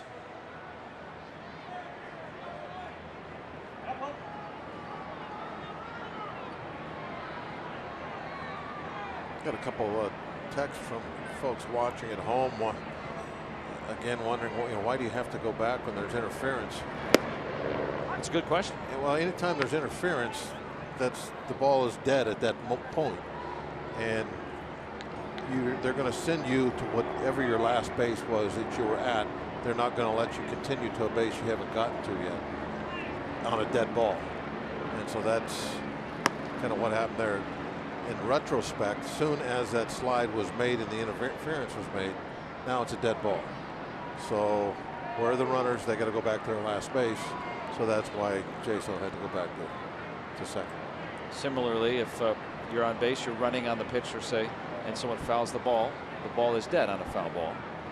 If you want to simplify it in a more common play, the ball is dead, everyone returns to the base. That's a fair ball. Polanco at second base with 1 out. And that's a double for Polanco. Yeah, she's had a tough series. Now, this is a very difficult catch he's trying to make, obviously. And he just misjudged the ball a little bit, and like he hit the heel of his hand instead of the glove. And he's playing way over toward left center in that big outfield.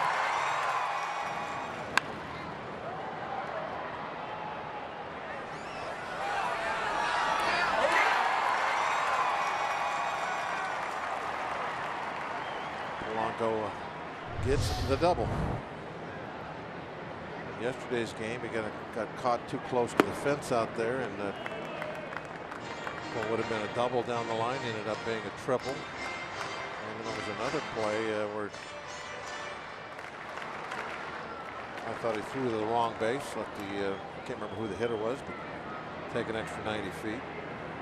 Ashley, about a year's worth of games now out there in left. Yeah, he is a converted infielder. He's a third baseman. Doesn't always. It's not always instinctive. You know, Sean Rodriguez, when you see him play, you think, oh, he could play anywhere, and you just pick up on it, and you could be awesome right off the bat. It's not always so. Remember when they were trying to figure out a way to spell Jason Kendall, so he didn't have to be behind the plate all the time. And he was about the most athletic, especially in his younger years, the most athletic catcher I've ever seen. He could steal bases, good speed, he could do anything. So they were going to play him in left field every now and again, just to try and give him a little break from the wear and tear of catching and still keep his bat and his offensive abilities in the lineup. And they put him out in the outfield, and he was horrible. And I could never figure that out. But that, if you were to ask me an example of what you're talking about, that would be the best I could. Because here's a guy that was a good baseball player, very athletic. You would think, okay, go out and left field, once a week you'll play out there. Couldn't do it. And some guys, like the Hall of Famer Craig Biggio, he came up as a catcher, and could play center field, played at second base. So sometimes it's just, and it's hard to know. I mean, you think you can kind of figure out a guy. Some of that too is a little bit mental wanting to do it. I should add, in Kendall's case, he didn't want anything to do with going out to left field. He kind of fought it. Runner heads to third, and Polanco is out. Pretty easy. Yeah. Wow. Polanco cut his hand. Yeah. That's spiked. Polanco caught stealing for the sixth time this year. Yep. I want to put a little tape around it. I got his finger. Yep. Polanco a switch hitter too, so that will. I'm guessing he has his finger out the backside of the glove. He laid his glove down, and probably the slide was right into the back of the glove. You can see the finger there. There's the cleat digging right into the finger. And boy, a good job of holding on the ball, getting your finger sliced like that. It's not like those cleats are like razor sharp either. So you're getting cut by a very dull instrument. That can't feel good. Yeah. Now, back in Ty Cobb's day, they had those things razor sharp. He'd cut somebody, they wouldn't even feel it. Pierce the sanitary socks, right? So we pause here for a moment to have Blanco 10-2, and he's going to come out of the ball game as Michael Franco will come in and play third base. He was hit in the left wrist with a pitch back in the first inning on Friday and ended up coming out after the fourth inning. So they'll just replace him.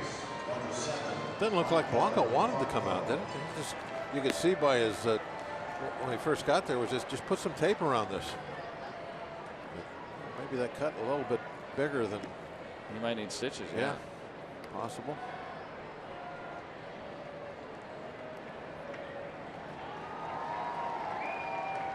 So Franco back in there. Kind of odd how both have exchanged spots. That play at third base just now. I'm just throwing this out as a possibility. I'm not saying this is why. We got 2 outs and a 3-1 count, so I probably don't have time to get into this. Try it. Nah, next inning. I want to know. You got me all. Well, I will. We'll continue it. It's 3-2, 2 outs. I don't have time. I'm going to elaborate here. This is soapbox stuff. I thought you could tease us with it. It's going to be about the tag. You just missed okay, here it is. We got a foul ball. This is it. In the old days, you were taught on those quick tags.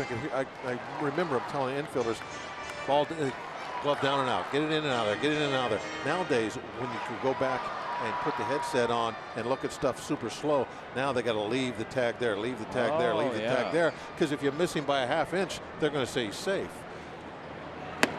So what you're doing? Oh, they say swung at that. So what you're doing is you're putting players in harm's way now. They have to leave that glove lying there. That's a great observation. Didn't think about that. Freeze.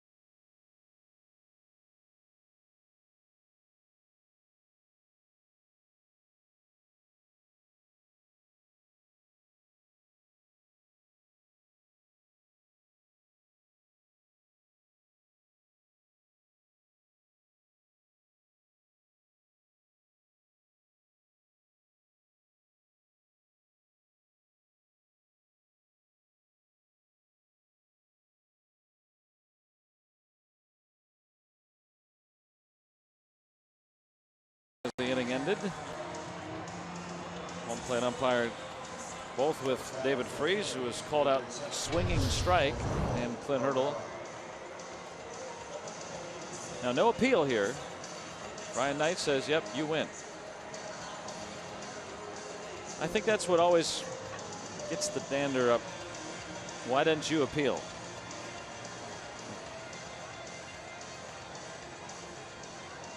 Now, the base umpire calls him out, right? You did everything you could, but you know, I see your point, but then they're just going to yell at the base umpire, right? Sure. I mean, I don't know if I've ever seen a hitter, you know, after he thinks he didn't swing and the base umpire says, say, "Oh yeah, you're right," or turn to the plate umpire and say, "Oh, good appeal." At least you did everything you could. Yeah, you know, I respect you for at least going to the. They always think they didn't swing. Agree to disagree. And in that, I think what in that one there is because that pitch was so far up and in, and so he's trying to kind of get out of the way at the same time stopping his swing. And most of the time, the umpire is going to give you that. In this case, he didn't. I think that's what was different, really, about that. Odubel Herrera, 6 hits in the series, drove in a run with a bounce out of the third.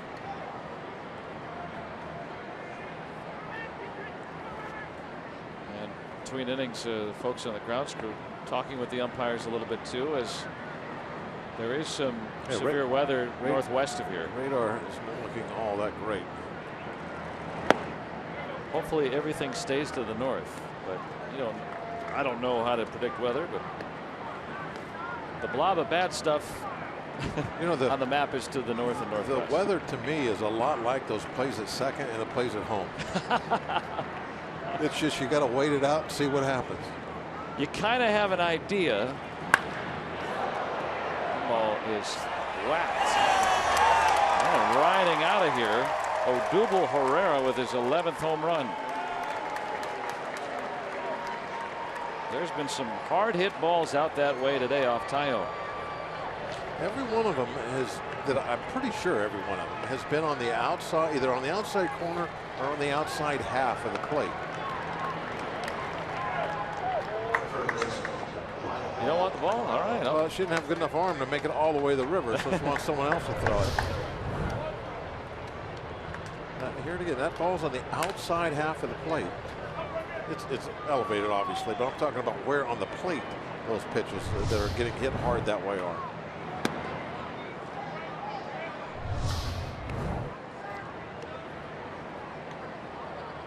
It's the 4th Phillies extra base hit. All of them have been hit to right center.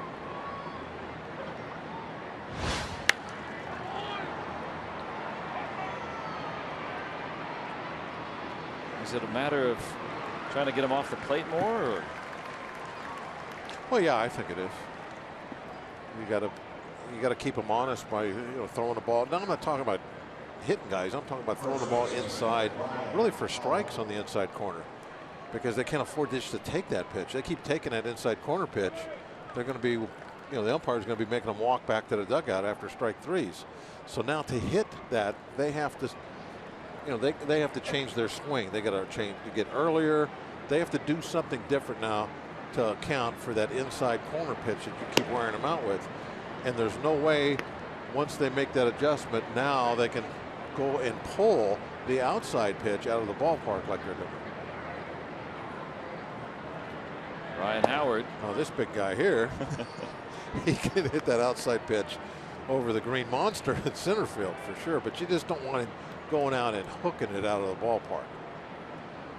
Howard's hitting 159 coming into today, but he's got 14 home runs. And most guys will, most right-handers will have a slider that they will try and run up and in on those left-hand hitters to try and keep them honest with. Taillon really doesn't have that in his toolbox. Fastball curve change.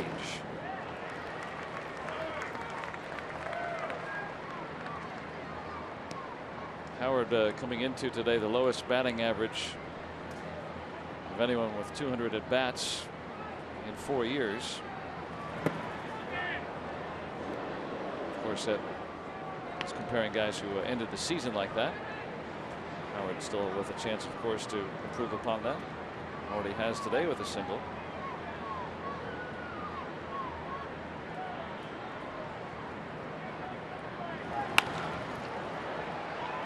And he's got 2 hits.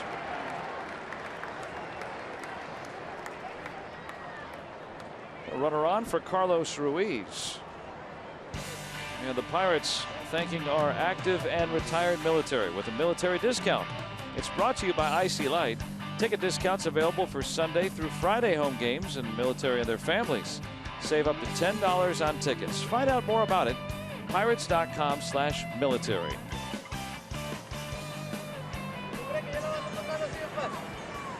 You get a little Italian ice on this hot day. The clouds have rolled in a little bit, hoping to soften the blow of the summer heat.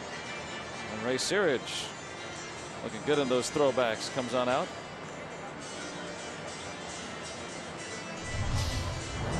Look at the little cluster down and away. And that's where this other pitch, the base hit, is down and away. Nothing on the left side of the strike zone whatsoever. And that's what I'm talking about. If you live in one spot all the time to these left-hand hitters, I mean, they know that that's where the ball is. It's on the outside half of the plate. They make the adjustment to go out and get that. Now, I know that wasn't pulled down the line, but it was still pulled to the right side of second base. And that to me, just, you know, everybody is different. But in my mind, you have to go inside occasionally to keep that outside corner for yourself. I felt like in the second inning he was doing that.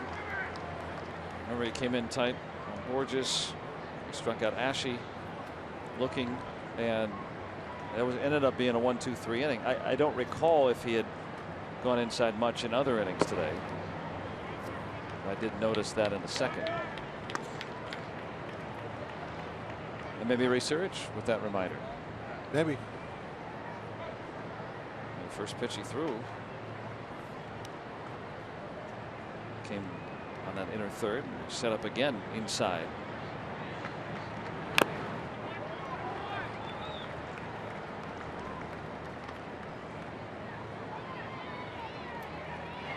Does a pitching coach have a different tone depending on how the game has gone when it comes out? I mean, most in your of the time, experience, no.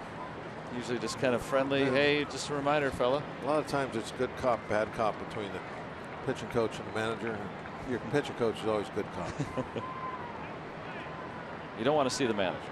Well, usually he just has his hand out for the baseball. Yeah. Normally when he comes out. Not a lot of conversation. Marte able to track that down.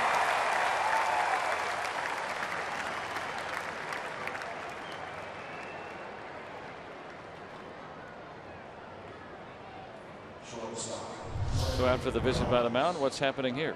Well, as a right-hand pitcher, you're normally throwing everything to that side of the plate, and that's basically what is happening right now today. Even the curveball. I mean, that was a hanging curveball over the inside part of the plate to a right-handed hitter. That's where you naturally feel comfortable. I think most right-handers in throwing the ball is to that spot right there where he just threw that one, whether it's a right-hand hitter or a left-hand hitter. Well, let's see now with Galvis. Will he work him inside at all? I would like to think that he will. He's going to try right here. Now that was a breaking pitch. It looked like the way the glove was moving that he was going inside. I didn't pay much attention to the sign there. And does it matter if he's coming in with hard stuff, soft stuff, both? It's got to be hard stuff. Breaking ball with it. Now, if it's a slider, if he had a slider, yeah, he could run the slider in. It's kind of like a cut fastball anyway. Most good sliders. On the ground to Harrison. Another outside fastball that was pulled. Now the Phillies lead 4-2.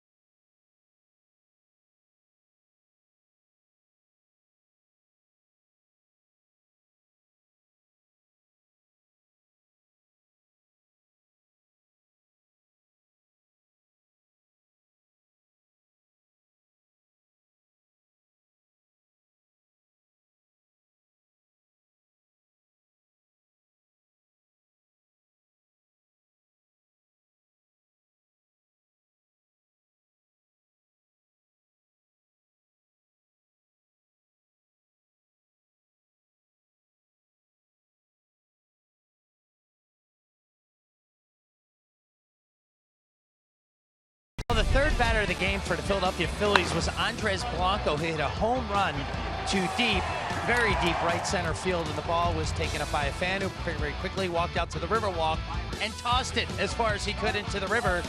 And now Andres Blanco, who was set to bat before he exited the game an inning ago, is here to talk to us about it. His name is Steve Ritchie. He's from McCandless. Now, Steve, what possessed you to do that once you got your hands on the home run ball? I got to be honest, I've been planning that for a while. I've been waiting for an opposing home run to come into my hand so I could chuck it into the river. Now, you've been sitting in these seats for about how long? This is our 7th year, I believe. And this is the first time an opposing batter. You've caught a couple Pirate home run batters before. Now, what was your first thought as soon as you threw it? I knew I had to get it in the river. I just didn't realize there were that many boats out there today. I'm hoping I didn't hit anybody today. Yeah, so hopefully no one was hit with that, so we hope it safely landed in the water. Maybe you started a trend. We started seeing some tweets here that maybe you started something new. What are your hopes as a result of your action here? I hope so, but I hope that people are smart about it and they don't throw it from the first row or anything like that. It might not make it the rest of the way out. There you go. It could be a new tradition we're starting here. And the one thing I said, well, why didn't you throw it back on the field? He said, well, you're not really supposed to do that, and you could hurt somebody on the field too. So good job by Steve Ritchie there, creating a new tradition. Maybe, Joe, just maybe.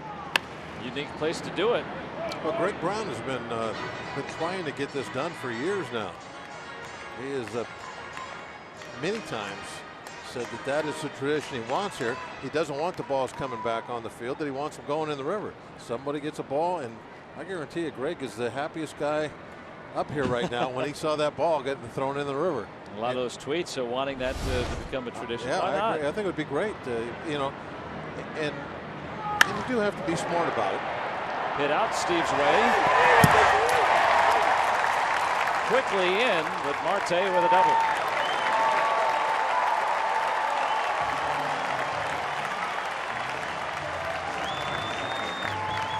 Hey, all you got to do is look both ways, just like you do when you cross the street, and then you throw it out. Keeps a nice scorebook, too. Look at that. There it is. That was the Phillies side of the ledger. A pitch away. See, now there you get a ball that's away, and it's hit the other direction. That doesn't quite get your attention as much. Now, if Marte would have went out there and hooked that ball off the fence to left field, then that's a red flag that, hey, I got to keep these guys honest. But that's what I've been talking about, pitches like that. But when they go the other way with that pitch, you're like, that's almost like a tip your hat type thing. Okay. Blasted to center. And there it goes. A 2-run home run for Matt Joyce. What were we talking about earlier? On-base percentage and power. That one hit the batter's eye, I believe. 10th home run for Joyce, and we're tied at 4.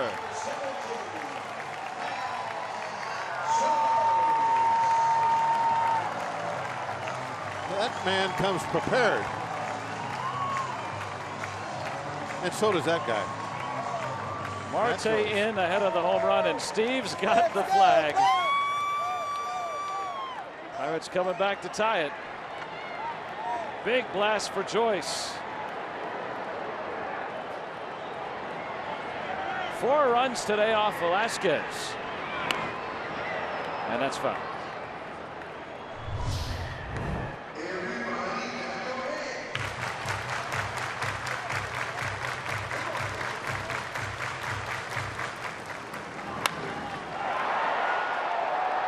Look at that ball carry. That hit quite a ways up the Green Monster.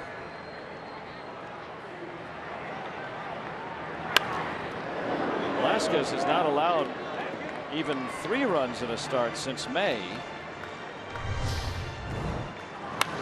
I got 2 home right there. How about the season Matt Joyce is having? Give McCutchen a day off and plug in Joyce. Right.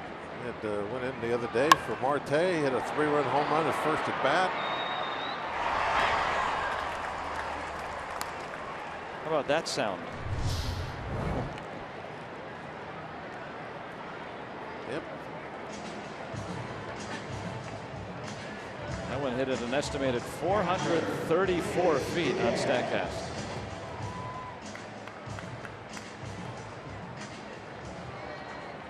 Now a tie ball game for Tayo.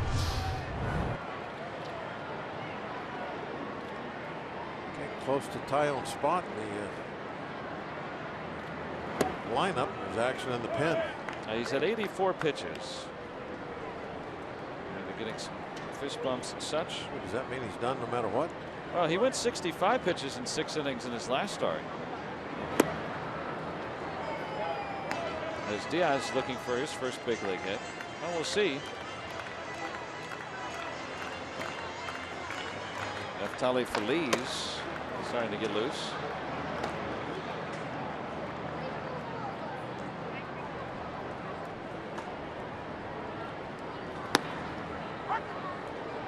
Diaz drove in his first big league run in the second. There you go, the rivalry game. Go Bucks! Heck of a shirt. I like that. Keystone on it.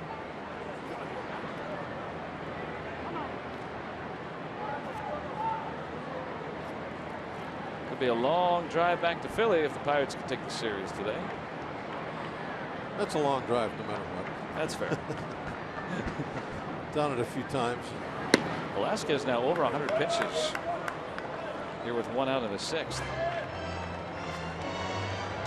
Pirates doing a real nice job grinding against him today on this hot day. We saw this so much at the month of April. Remember, like every starter they had up to 100 pitches after 5 or 6 innings.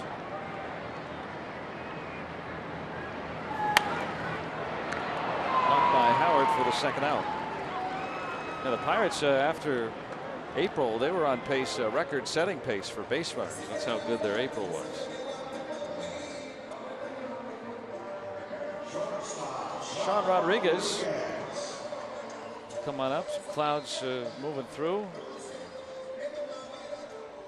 On a very warm Sunday afternoon. Glad you're with us. Pirates have tied it at 4 on Matt Joyce's home run. Adam Frazier has moved into the on-deck circle if he gets a chance here in the 6th. Rodriguez aboard both times. He had a run-scoring double in the 2nd, and then walked in the 4th. There's Frazier.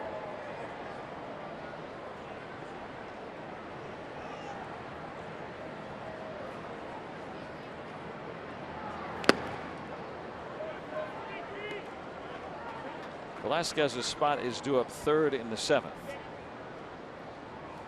So it makes sense for him to finish this inning. And this will be it for him. As the right-hander continues to loosen in the Philadelphia pen.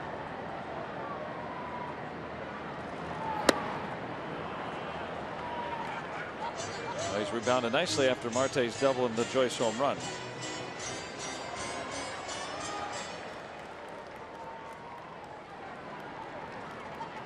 Matt Joyce now with 10 home runs. Rodriguez has 10. Freese with 10. 6 Pirates in double figures in home runs. Joining McCutchen, Polanco, and Gung. And Rodriguez down on strikes. And the Pirates tie it on the majestic home run by Matt Joyce.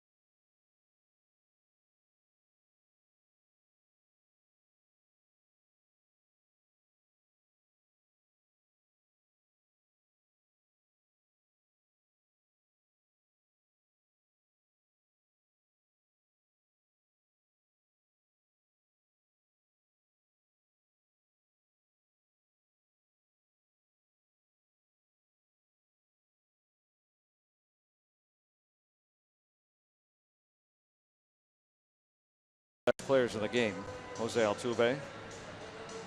He's really, really good. 4-4 here thanks to Matt Joyce. And just like we promised earlier in the game, it's Miller time. Brought to you by Miller Lite.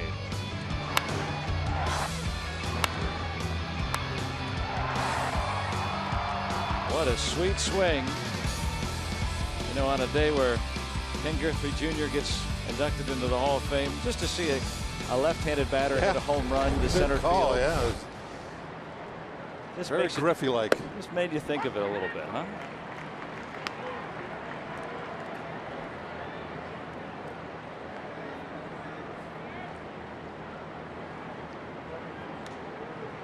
'47th appearance for Neftali Feliz. How about that catch by Freese?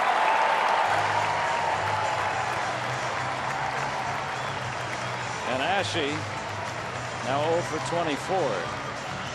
When you're mired, this is the stuff that happens to you. Deserved a better fate, but David Freese awfully good down there. Playing in too. Wasn't hit all that hard. A little bit of a soft line drive, and that allowed Freese to take a full stride before he had to dive for that. Freese. Gracias.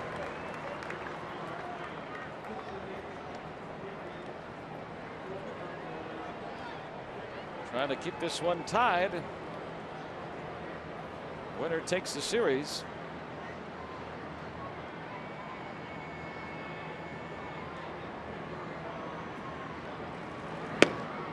And the way that this is going for the Pirates, you know, just you take 2 out of 3, take 2 out of 3. Pirates have done that over a month now. They've won 2/3 of their games over the last month of the season. Tied for the best record in baseball in that span with the Astros, who we just saw. So just keep plugging along. You win 2 out of 3 the rest of the way. I mean, the Pirates are going to be in wild card position at least. Easier said than done, but going to win this afternoon. They'll keep that going.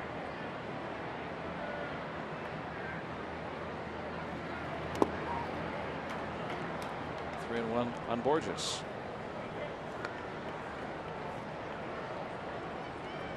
Velasquez out on deck at the moment. 107 pitches and might bat for himself. We'll see.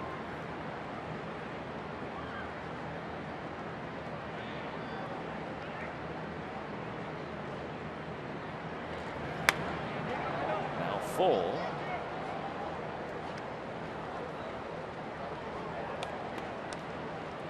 Dubry Ramos, rookie right-hander.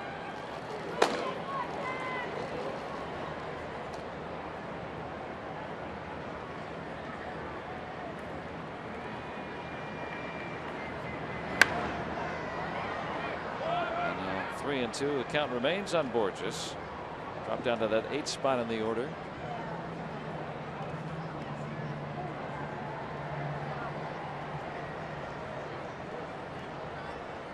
Both teams have led this afternoon. Home run ball has been a big factor. Phillies with a pair. Just missed low. And Borges with a walk, and Robbie's got a little bit more on Tuesday. What do you got? Yeah, I do. David Freese today making crazy good diving catches like we saw a second ago. And on Tuesday, he'll take your questions on Twitter Tuesday. Please include the hashtag BucksTuesday. When you tweet us your questions, send it to our account at Root Sports Pit, or just send a tweet in general. But make sure you include the hashtag. Got a great history in the game of baseball. 2011 World Series hero. Come over here and made a great impact on the Pirates here in 2016. And a pretty fun-loving guy. One of the underrated funny guys on this ball club, Joe. I think Dry you know sense that. of humor, yeah. Hashtag BucksTuesday. And I'm really excited to see what he will respond, because he's one of the many guys in his Pirate clubhouse who I really like to pick his brain, ask questions about. I hope there's some questions about the way he plays the game, because I mean, if you want to see somebody do it right, it's Freese. And he's a lot like, you know, watching Sean Rodriguez or Jay Hay. I mean, they're always playing hard every second, every play. Jimmy Paredes lines out the pinch hitter. And to me, when I think of Freese, now that I've got to see him play on a daily basis, it's just how much of a hard-nosed player he is. He goes at it constantly. You brought up a good point yesterday. I was talking with Clint Hurdle about it today, about his approach to hitting, kind of a closed stance, standing off the plate. Something that was quite popular when Hurdle played, you played. And it has been kind of, a lot of guys have gone away from that. But Hurdle's well, at times he was, but Freese, a very consistent hitter. And I wonder how much of that is because of that stance and approach of the plate, trying to take the ball the other way. I think everything, in baseball goes in cycles. I think you're going to get guys doing that again. Jay does that a lot too. Now Jay will start with that kind of open stance as he's looking, but if you notice, he is way off the plate. So now as the pitcher goes into his delivery, he closes up a little bit, but that back leg of his, he's still got it way off the plate. And he can allow himself to get a little longer look at the baseball because of that. Cesar Hernandez, single and a triple today. Borges aboard at first with 5 steals. 4-4 tie in the 7th.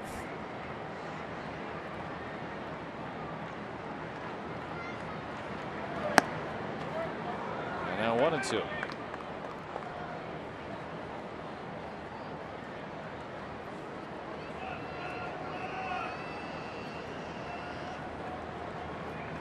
Feliz has been outstanding. Has gotten better as the season's gone on.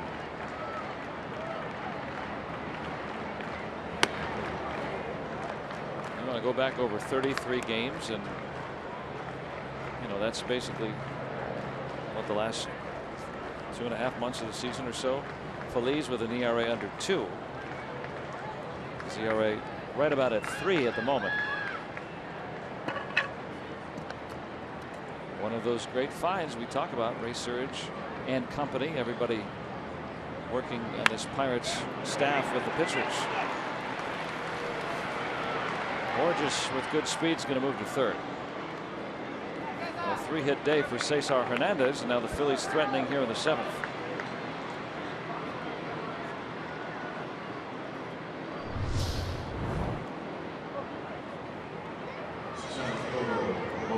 There's that slider that I was talking about earlier, trying to run one in on the inside corner, and he was able to get to the head of the bat to it.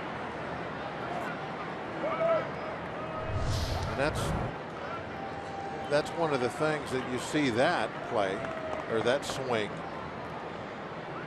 If you're a starting pitcher and you're going to face him multiple at bats, now you start thinking, okay, if he can turn on a slider that's coming in at him, now what do I have to? Now when I go away, maybe I got to go a little softer away, and throw in a little more change up type stuff on the outside. Kind of basically what we've been talking about this afternoon is reading the bat. That's what you're always trying to do, is where the pitch was, what was its velocity, and what kind of a reaction, whether he even whether he was taking the ball, or especially if he's swinging the ball, did the hitter have? And now that's a little window into what he's thinking and what he's trying to do, and that tells you, okay, I have to do this to counteract it. Now after all of that's processed, now you still have to execute, and that's sometimes the toughest part of it, is executing what you know you should be trying to do. Foul tip. They're pounding the ball in on him this at bat. Yeah, Herrera. Look at the target, inside corner, power fastball inside. He can't catch up to it. Yeah, hitting that home run to right center. Last time up.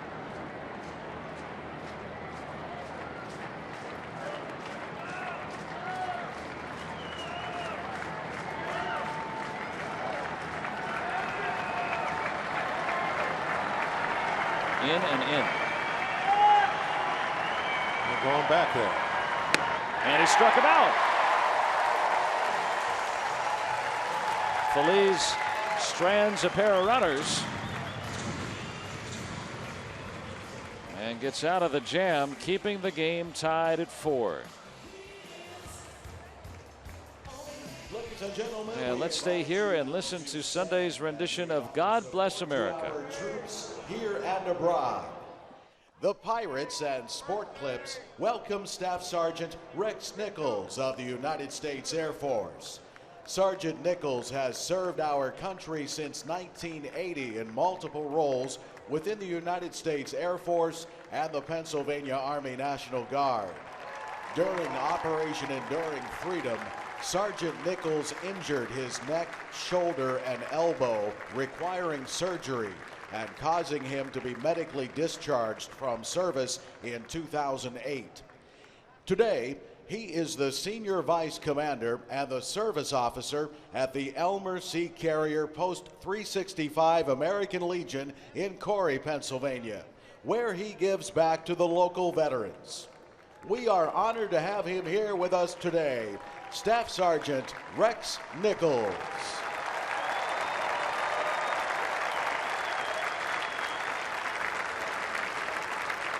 And now here to lead us with God Bless America are members of the Children's Choir from Wurtemberg United Methodist Church.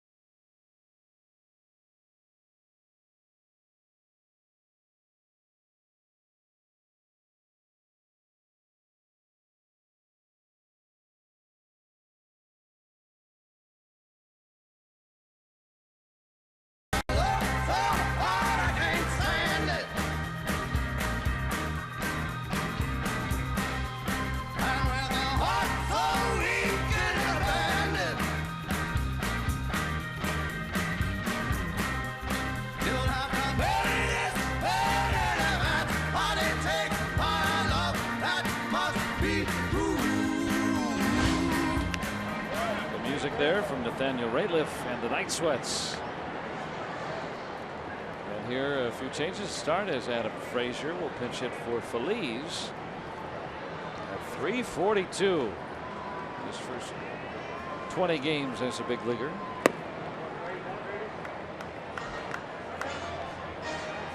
A Dubray Ramos.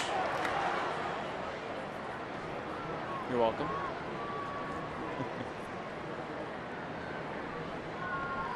Make sure I got that one pronounced correctly. I would imagine the first Edu Bry. Neftali with a scoreless 7th. This one is deep, and there it goes. The first home run for Adam Frazier.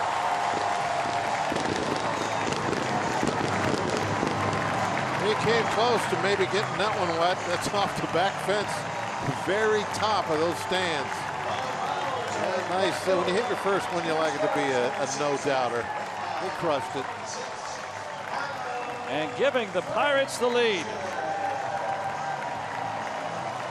He's hit 3 home runs in his entire professional career, and his first big league home run is a no-doubter.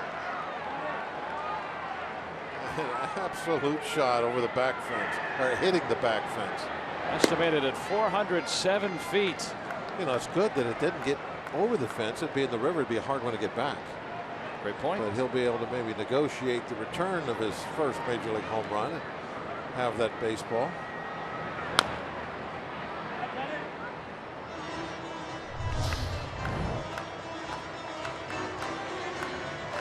Up and in. Spin the wind.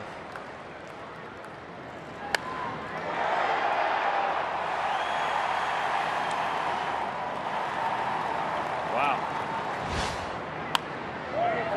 What a poke.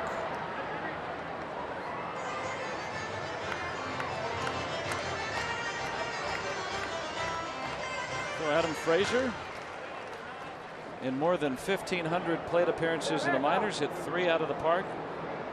Took him 42 to hit one out in the big leagues.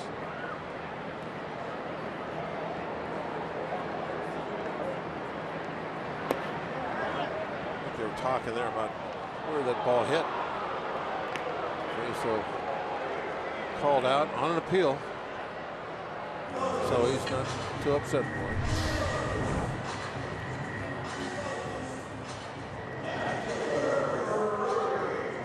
Frazier, who, as you said, Joe, doesn't hit many. He knew that one was gone. Feels good, doesn't it? You sit there and watch it. 407. Negotiations will now begin. Okay, this is what we have to trade.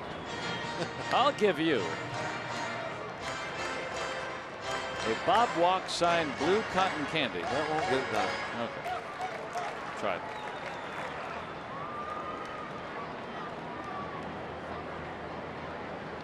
Blanco's hit a few out that way.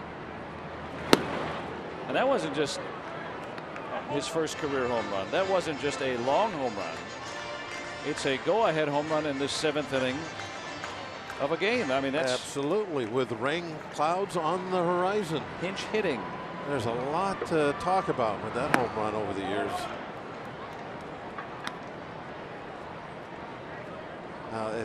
They'll say it was starting to get dark. They hadn't turned the lights on yet. They're on, but I mean, in the story years from now, they won't be on. By the time he's in the rocking chair. The thunderstorms were coming, so the wind had really picked up and was blowing hard straight in. There was a squall. So 1 month in the big leagues, and he's got his first home run. MLB.TV Premium is the #1 live streaming sports service, and it delivers everything you've come to expect and more. Watch every out-of-market game live in HD on more than 400 supported devices. And it includes a free subscription to At-Bat Premium. Blackout and other restrictions apply. Visit MLB.TV for details. Try to get in case Freeze hit one out.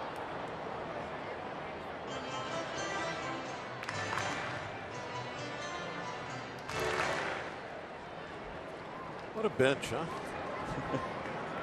Quote unquote. So, I mean, it's hard to tell who's actually a bench player nowadays, but it is amazing. Frazier today. Pinch hit, go ahead home run, and the Bucks on top.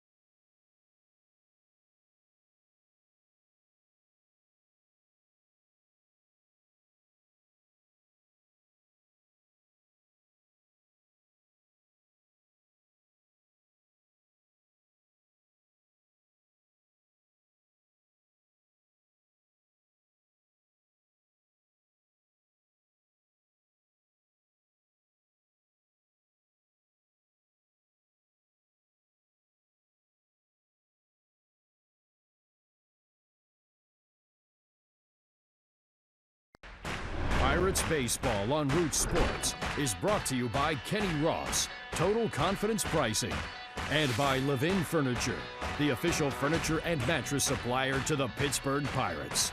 For the best quality, service, and value, shop Levin's. Let's go Bucks! Our UPMC scoreboard, Adam Frazier's big blast gives the Bucks the lead 5-4 as we start the 8th. And Jung Ho Kang is in the game and over at third base. So they'll swing him around as David Freese now will go play over at first base. Sean Rodriguez is out in right field. Pardon me, left field, and now Polanco is in right. And Jordy Mercer at short. On to the prevent defense. Yeah, welcome back to Clearwater. Here we are. Got the prevent defense game. And the radar picture looking a little muddier. All right, we get the lead now. That's right. It's an official game with the home team leading. Feel good about that. Let it rain, let it rain.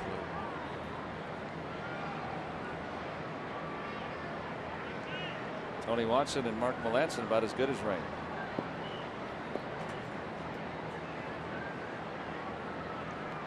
Franco flat out is only at bat. What Tony's been doing this year? Pretty darn good. He's gone to the mound here at PNC Park more than any other pitcher ever.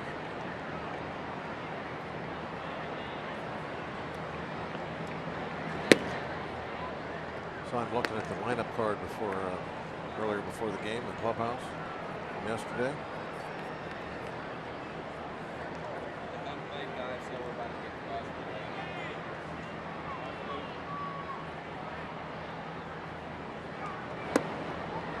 Well, 3-1 of the leadoff man Franco. He caught Adam Frazier's first career home run.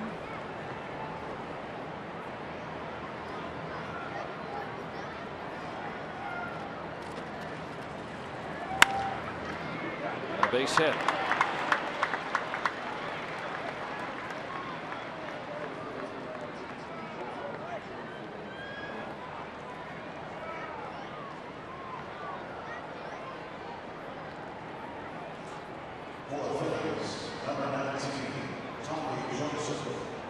Look at some more tweets about Adam Frazier. And Cortese really excited about him. First career home run. A beast. Alessandro.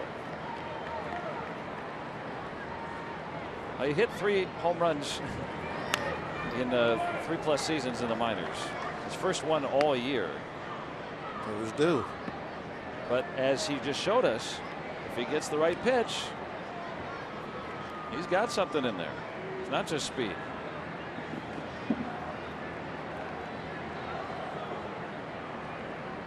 He's got a smile as wide as the Allegheny, and he should. Tommy Joseph pinch hitting. They don't let Ryan Howard face a lot of lefties.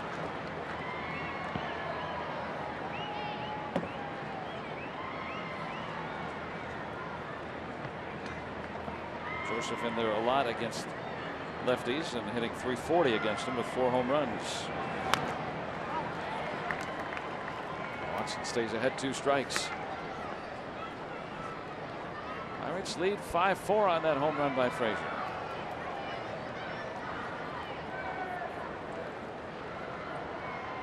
You got all the logos. The old fighting Phillies, the Whiz Kids from 1950. The handshake, brotherly love Phillies logo from the 70s. And we'll play off the Twins logo. It's neat how they do that. All the different incarnations of the insignias of the team.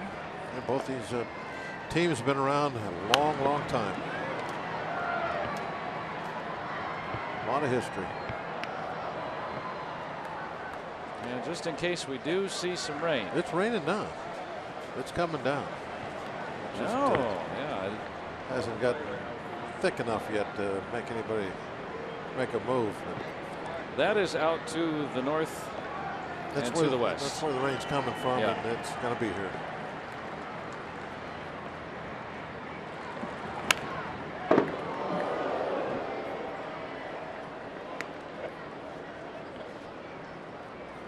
Hope that missed the phone. Did you talk to Rock? Is that why we know it's going to rain? No, I haven't talked to Rock. Oh.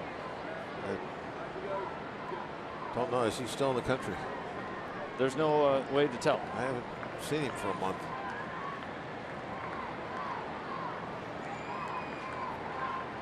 Joseph can be doubled up. There's one. Not in time. Nobody can be doubled up on that one. And Joseph almost was, and might still be if the Pirates challenge and win. I think he was safe. And that is a really tough double play to start. You're right. A lot of space to travel. It's awfully close at first. It's closer at first than I thought it was going to be. They're going to challenge it. It might end up being a double play. We'll see. Pirates are challenging whether Joseph was out at first on the relay. They definitely got one on the play. It'll start raining before we get our answer. There we go. Slowing it way down. There's the ball. When it's in the back of the glove, it counts. There it is. Oh, boy. My goodness. That's probably the closest one we ever seen. This is not the type of play that replay was designed for, by the way. And what do you mean? But it's what it's developed into. You mean it was supposed to get the very easy calls right, over the egregious calls. Right. But it's gone into calls that are come down to an absolute quarter inch. That's what we're looking at. Let's find out the decision from New York. Probably the call stands there, and that's what I would think is the right call. It's so close. I don't think you could tell me that he was definitely out, but he might have been, but it was very close. You know, one of the things that when they confirmed the call. One of the things that can happen. Of course they did. It doesn't really matter, Joe. Can't confirm that. It's just words. It doesn't matter. It doesn't make any difference. I'm having a rough day. No, but seriously, that I believe in replay. Confirm, and that it doesn't matter. It doesn't matter. But here's my point. How about if the dugouts weren't allowed to watch a replay before they make it? Before they Did you decide? bring that up the other day? Were you the one? I love that idea. Make the dugouts decide before they can watch a replay. That way, you'll go back to only challenging the really bad calls. You got 5 seconds. The ones that you see with your own eyes in real time. Oh, they really missed that call. We want to challenge. But when you can call time, watch it on replay 3 or 4 times before you even make up your mind before you want to challenge it. That's not. I don't think that's what all this was supposed to cure anyway. I agree. And, you know, Rob Manfred has been the commissioner of baseball, has been very adamant. He'd like the time of games to come down. Usually replay has been good. Sometimes there have been some long delays. If they want to if you want to challenge it, then you got to challenge it. You had like 5 seconds. Yeah, you can't do what they do now where they call timeout and somebody back in the clubhouse is watching the replay, a couple different views. I bet you managers would prefer that. And then call down and all of that stuff. They prefer to challenge with their own eyes. If you think it's a bad call, challenge. If you don't, then leave it alone. 3-2 now. The other thing I would add is during the regular season, there's a 90-second time limit for the replay. If you can't, if they can't back in New York figure it out in 90 seconds, call stands and move forward. Right? Too close to call. There's ball 4, and the Phillies have 2 men on here with 1 out. I don't think the too close to calls will be challenged anymore anyway. Right.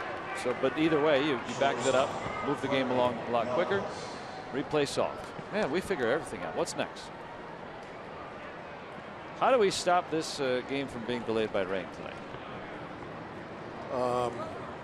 Giant high pressure air bubble over the stadium. I like it. Take it from the Astrodome. They're not using it.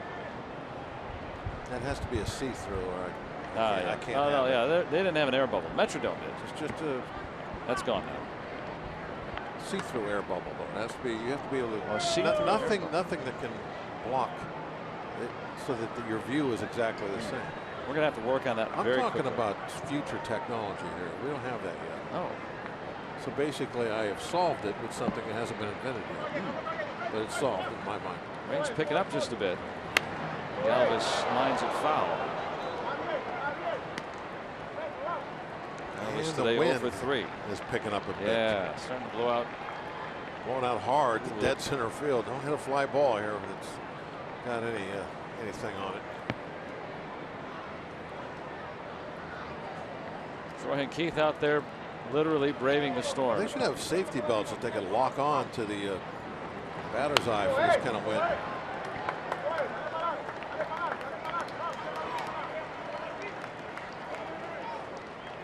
Two strikes. Pirates have the lead through the last completed inning. But generally speaking, on a day game, you wouldn't, no matter how much it rains, you wouldn't call it.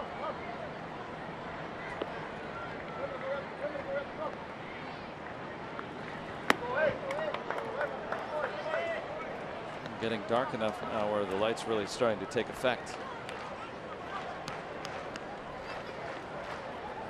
Ruiz, the trailing runner. Joseph at second. Night game feel to it now.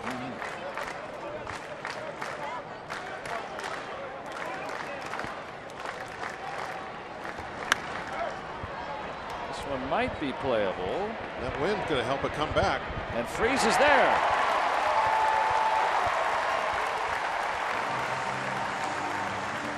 He's made some good plays on both sides of the diamond today.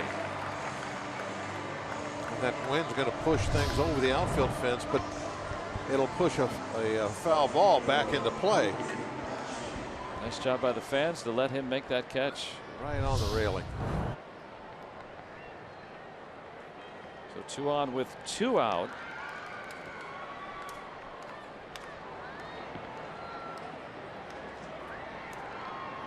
Opposing batters are 3 for 41 against Tony Watson when he's pitching with runners in scoring position.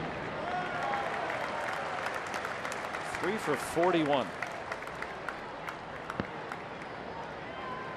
And he's facing Ashe, who was hitless in his last 24 at bats.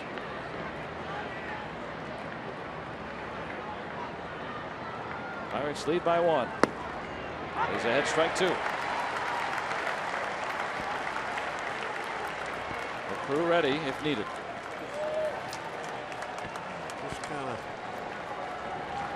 sprinkling so far. Nothing too bad. Off to the north it certainly is. I'm getting pounded right now. He struck him out. Tony Watson gets out of the jam. And the Phillies strand to the Pirates lead going to the bottom of the 8th.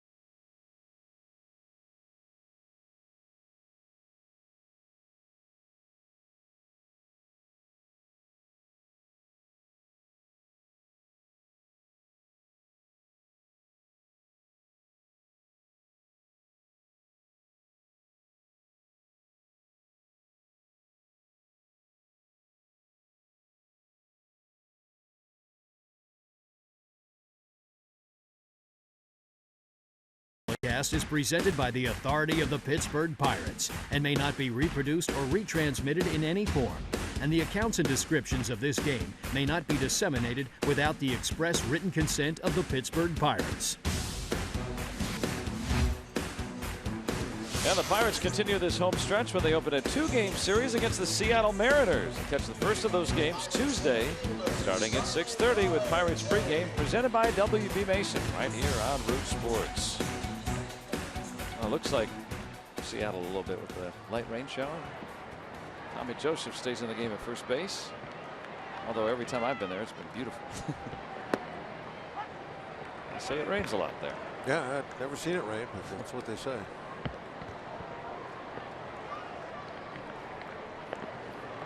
Hector Neris. Rain picking up a little bit now. All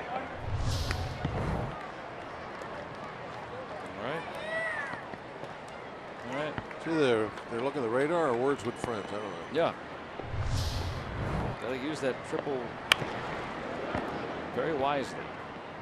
Now they're looking at the radar just like we all are.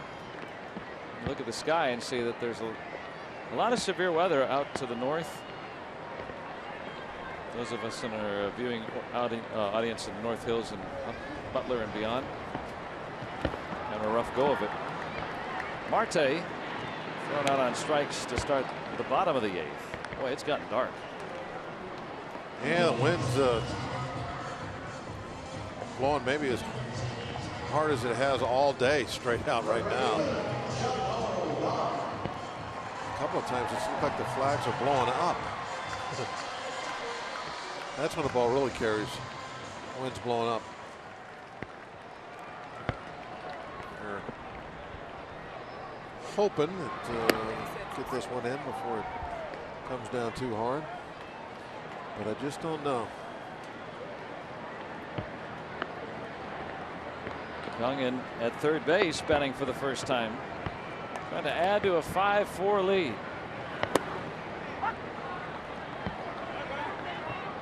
Hitting at .236, he's got 11 home runs.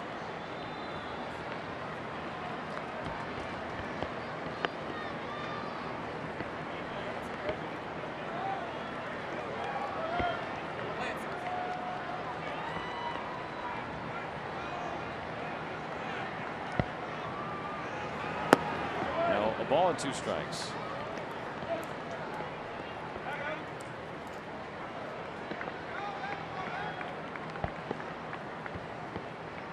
A little sunshine toward the south. Yeah, look at the radar tells us that it's we're going to be at the very southern part of this cell and might escape heavy rain, but we might not. I don't know. According to my very rudimentary I can't even say the word, weather skills. So that's, yeah. The rain's good. You got to keep the rivers full. Yeah. That's looking out over the Allegheny toward downtown. Base hit for Gunn.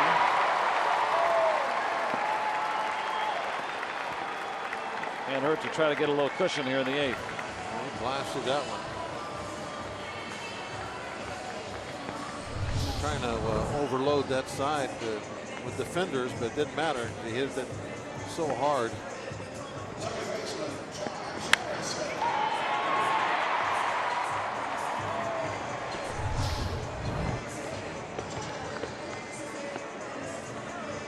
That rain as a pitcher, does that affect you at all? No, not really. The only time it affects you is once the mound starts getting muddy, the dirt, and then your cleats start clogging up, and every time you plant that front foot, it slides a little. That's when it affects you. Actual throwing the baseball now, the ball never feels wet at all in your hand. It's your footing, but it hasn't been raining long enough yet for the footing to become a problem. So Neris just grabbed the rosin bag. That's what drying agent in there, the rosin. Yeah, the rosin bag though can be awfully wet. This one hanging up there long enough. Shoestring grab for Ashe, who makes it interesting and left. You got to make sure you get the bottom of the rosin bag when you pick it up. Its top could be. Oh, that makes sense. Yeah. Really wet.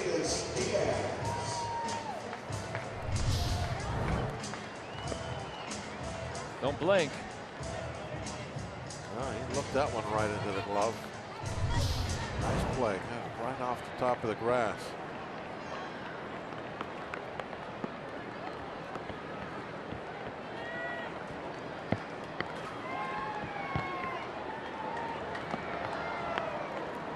Now Elias Diaz looking for his first big league hit.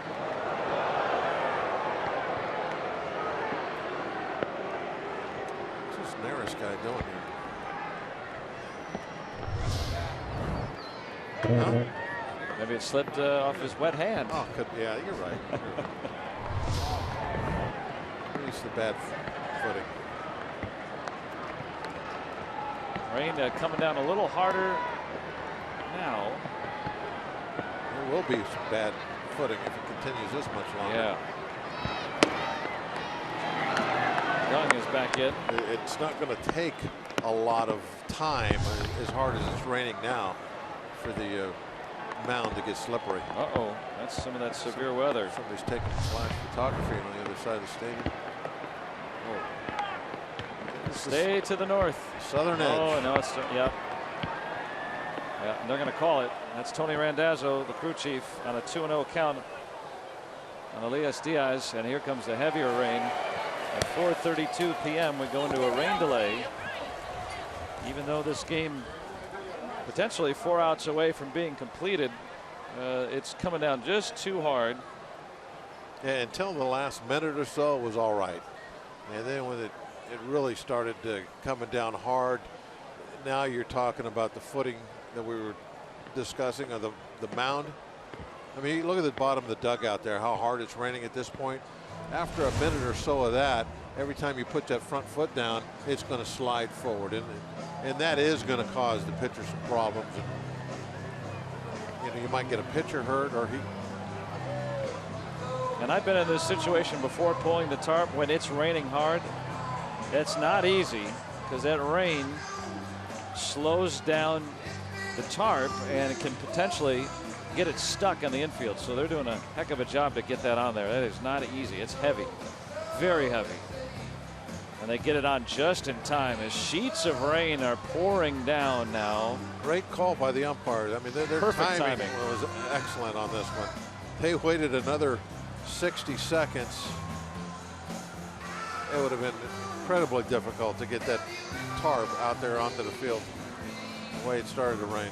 Yeah, and hey, want to pass along a note. Hey, people view the rain differently. Pass along a note about the Phillies' Andres Blanco. He suffered a fractured left index finger. Oh, wow. On that play earlier today. Wasn't just a cut. Yes, so that's why he was removed from the game. They thought that may have been the case. So just wanted to pass along that note while we still had you live here. So very much a rain delay. It's lightning. It's pouring here. The Pirates have the lead 5-4 here in the bottom of the 8th inning. And so we will entertain you with the latest edition of Inside Pirates Baseball, and we'll rejoin you as soon as we have an update here from PNC Park.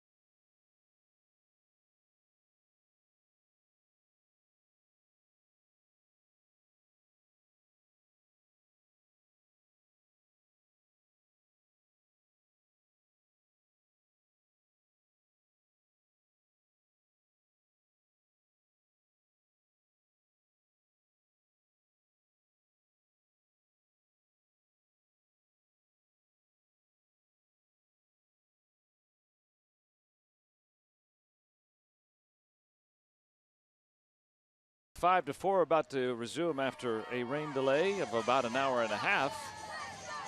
And they have stuck with it despite some heavy rains moving through the area. And this is how we got here tonight. Phillies with a couple of home runs right off the bat, literally. Andres Blanco, and then later on, putting the Phillies up 4-2 in that 6th inning, Odubel Herrera with his 11th home run, both off the starter Jameson Taillon. Matt Joyce tied it with a big blast in the 6th off Phillies starter Vince Velasquez. 2-run shot. And then in the 7th, the go-ahead home run, the first in the big league career of Adam Frazier. Almost left the ballpark and right. 5-4 Buccos. Now have moved to the 8th inning. And Frazier, that big pinch hit home run, is the margin right now.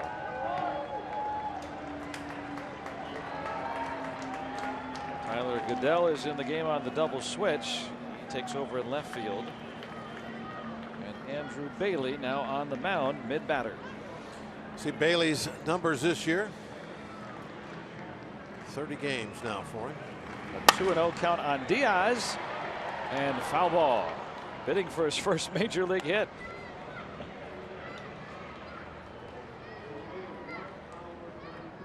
Our 32-minute rain delay. And now 2-1 as Diaz needs a new bat. A little slider or cutter.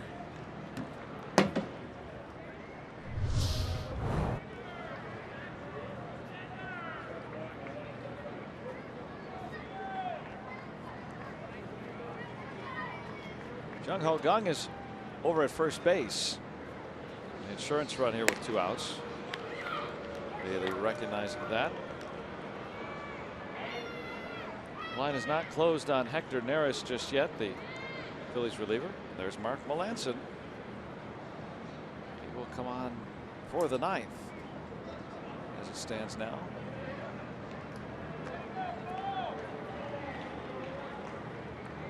Diaz draws a walk. It'll go on Neris's ledger. Otherwise, the result to Bailey.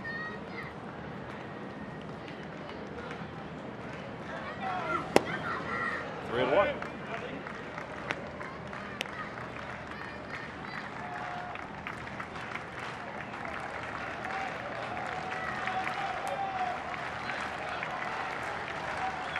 Pirates with a 1-run lead in the 8th.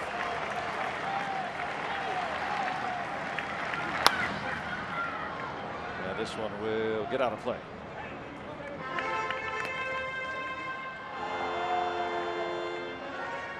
Yeah, really stormed during that delay. Came down very hard. Had a hard time getting all the water off the warning track. Took them a long time to get that cleared out. Did a nice job, though, of getting that tarp on the field just before it started to pour. Yeah, I agree with you there. The umpires did a great job of picking the exact moment that they needed to get off that field. And Tony Randazzo trying to take the game at least to the end of the inning and realized mid-batter it was time now. And sure enough, as soon as that tarp was being pulled onto the field, it started to rain hard. There's the broken bat already authenticated by Major League Baseball, and it's a real broken bat. Be available in a fireplace near you, right? No, it's a souvenir now. I can remember on the pitch. Us laughing years ago at Marge Schott. She had a Cincinnati Red kind of gift shop in the hotel that we stayed in Cincinnati, and we walked in there one day. And we saw that there was a rack of broken bats for sale. And we laughed like, who's going to buy broken bats? The late Reds owner was a pioneer. Little did we know that she had something there. Young moving. Diaz done on strikes. So the Pirates get a hit, strand a man. Well, that was a long half inning. 9th coming up. Mark Melancon coming on.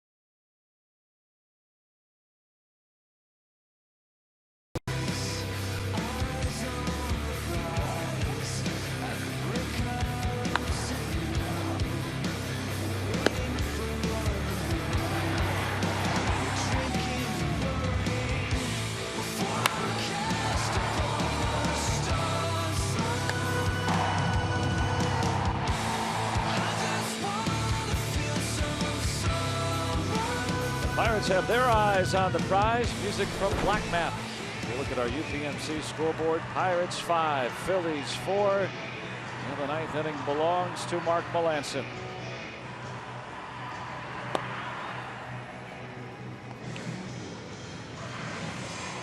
Take a look at Mark's numbers. He's looking to go into this off day with an even 30 saves. Nice round number. And if he could do that, he would be the first Pirate to have 30 saves in 3 consecutive seasons. Got to get through Borges, Goodell, and Cesar Hernandez. Here are the Phillies' order in the 9th. Phillies have been pesky throughout this series. They're out hitting the Pirates tonight as they did yesterday, and of course in the opener Friday when the Pirates were shut out. The Pirates can go for a series win with 3 outs here in the 9th inning.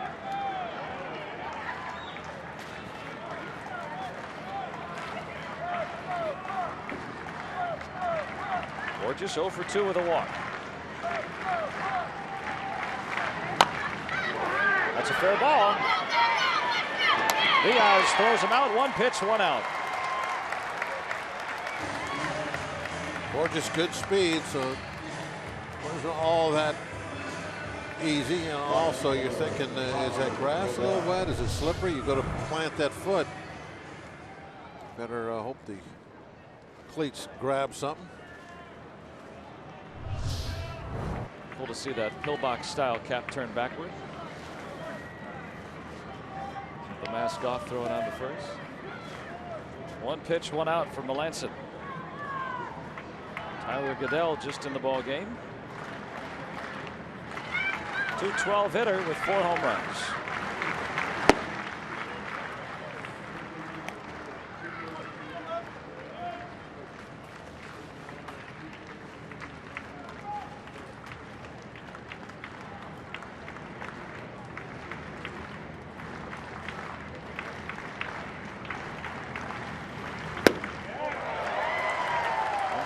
Strike. Adam Frazier putting the Pirates ahead with a leadoff pinch hit home run, his first of his career in the 7th.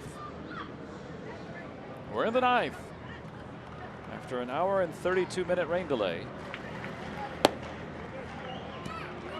Melancon trying to put the finishing touches on a series victory, the 2nd straight here on this homestand.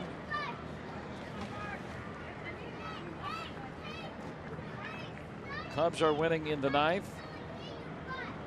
Cardinals play tonight against the Dodgers. 3-1 to Goodell.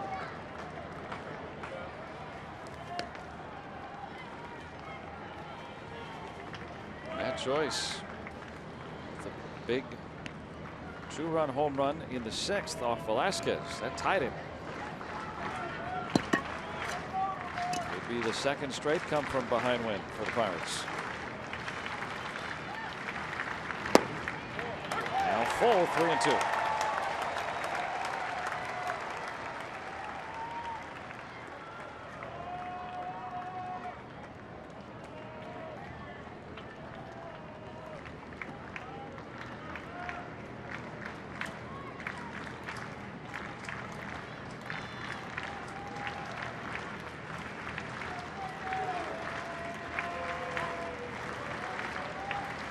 Melancon earned the save last night. Tired the side in order.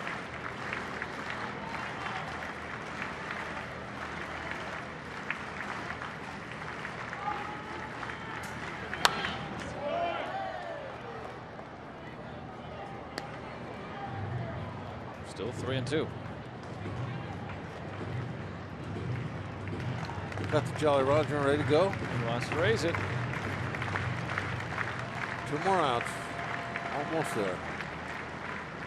Pirates up a run.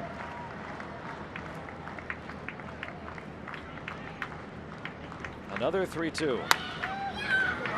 Over the mound. And there's out number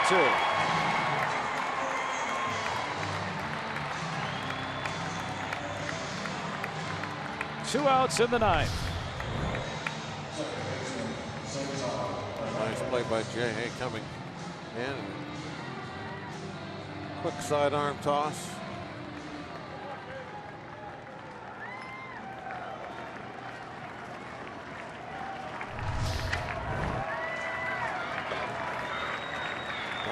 jump the gun. yet. Don't jump the gun.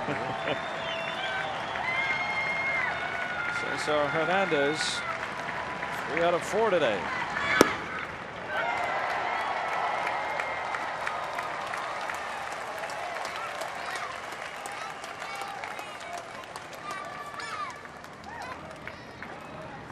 Four Pirates in the 9th.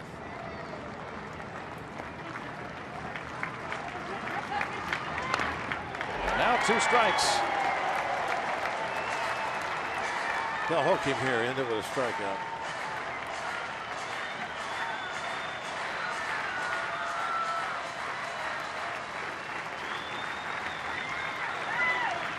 Throw that hook. There it comes. Oh, got a piece. Hernandez stays alive. Joyce tied it with his home run. 2-run shot in the 6th. Frazier put him ahead. Melanson trying to put him away.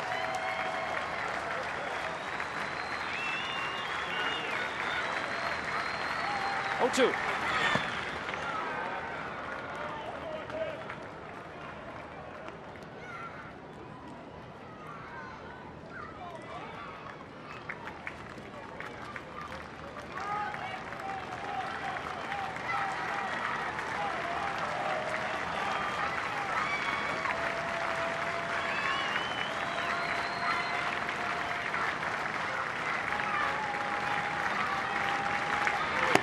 Now 2-2. Couldn't get him to chase the curveball. So he went with the cutter up and in. Now he'll like to try and get the backdoor cutter maybe. Backdoor cutter, see? Yep. There's not. He shook it off. He wants the hook. To go. And the Pirates win. Mark Melanson, for the 18th time this year, retires him in order.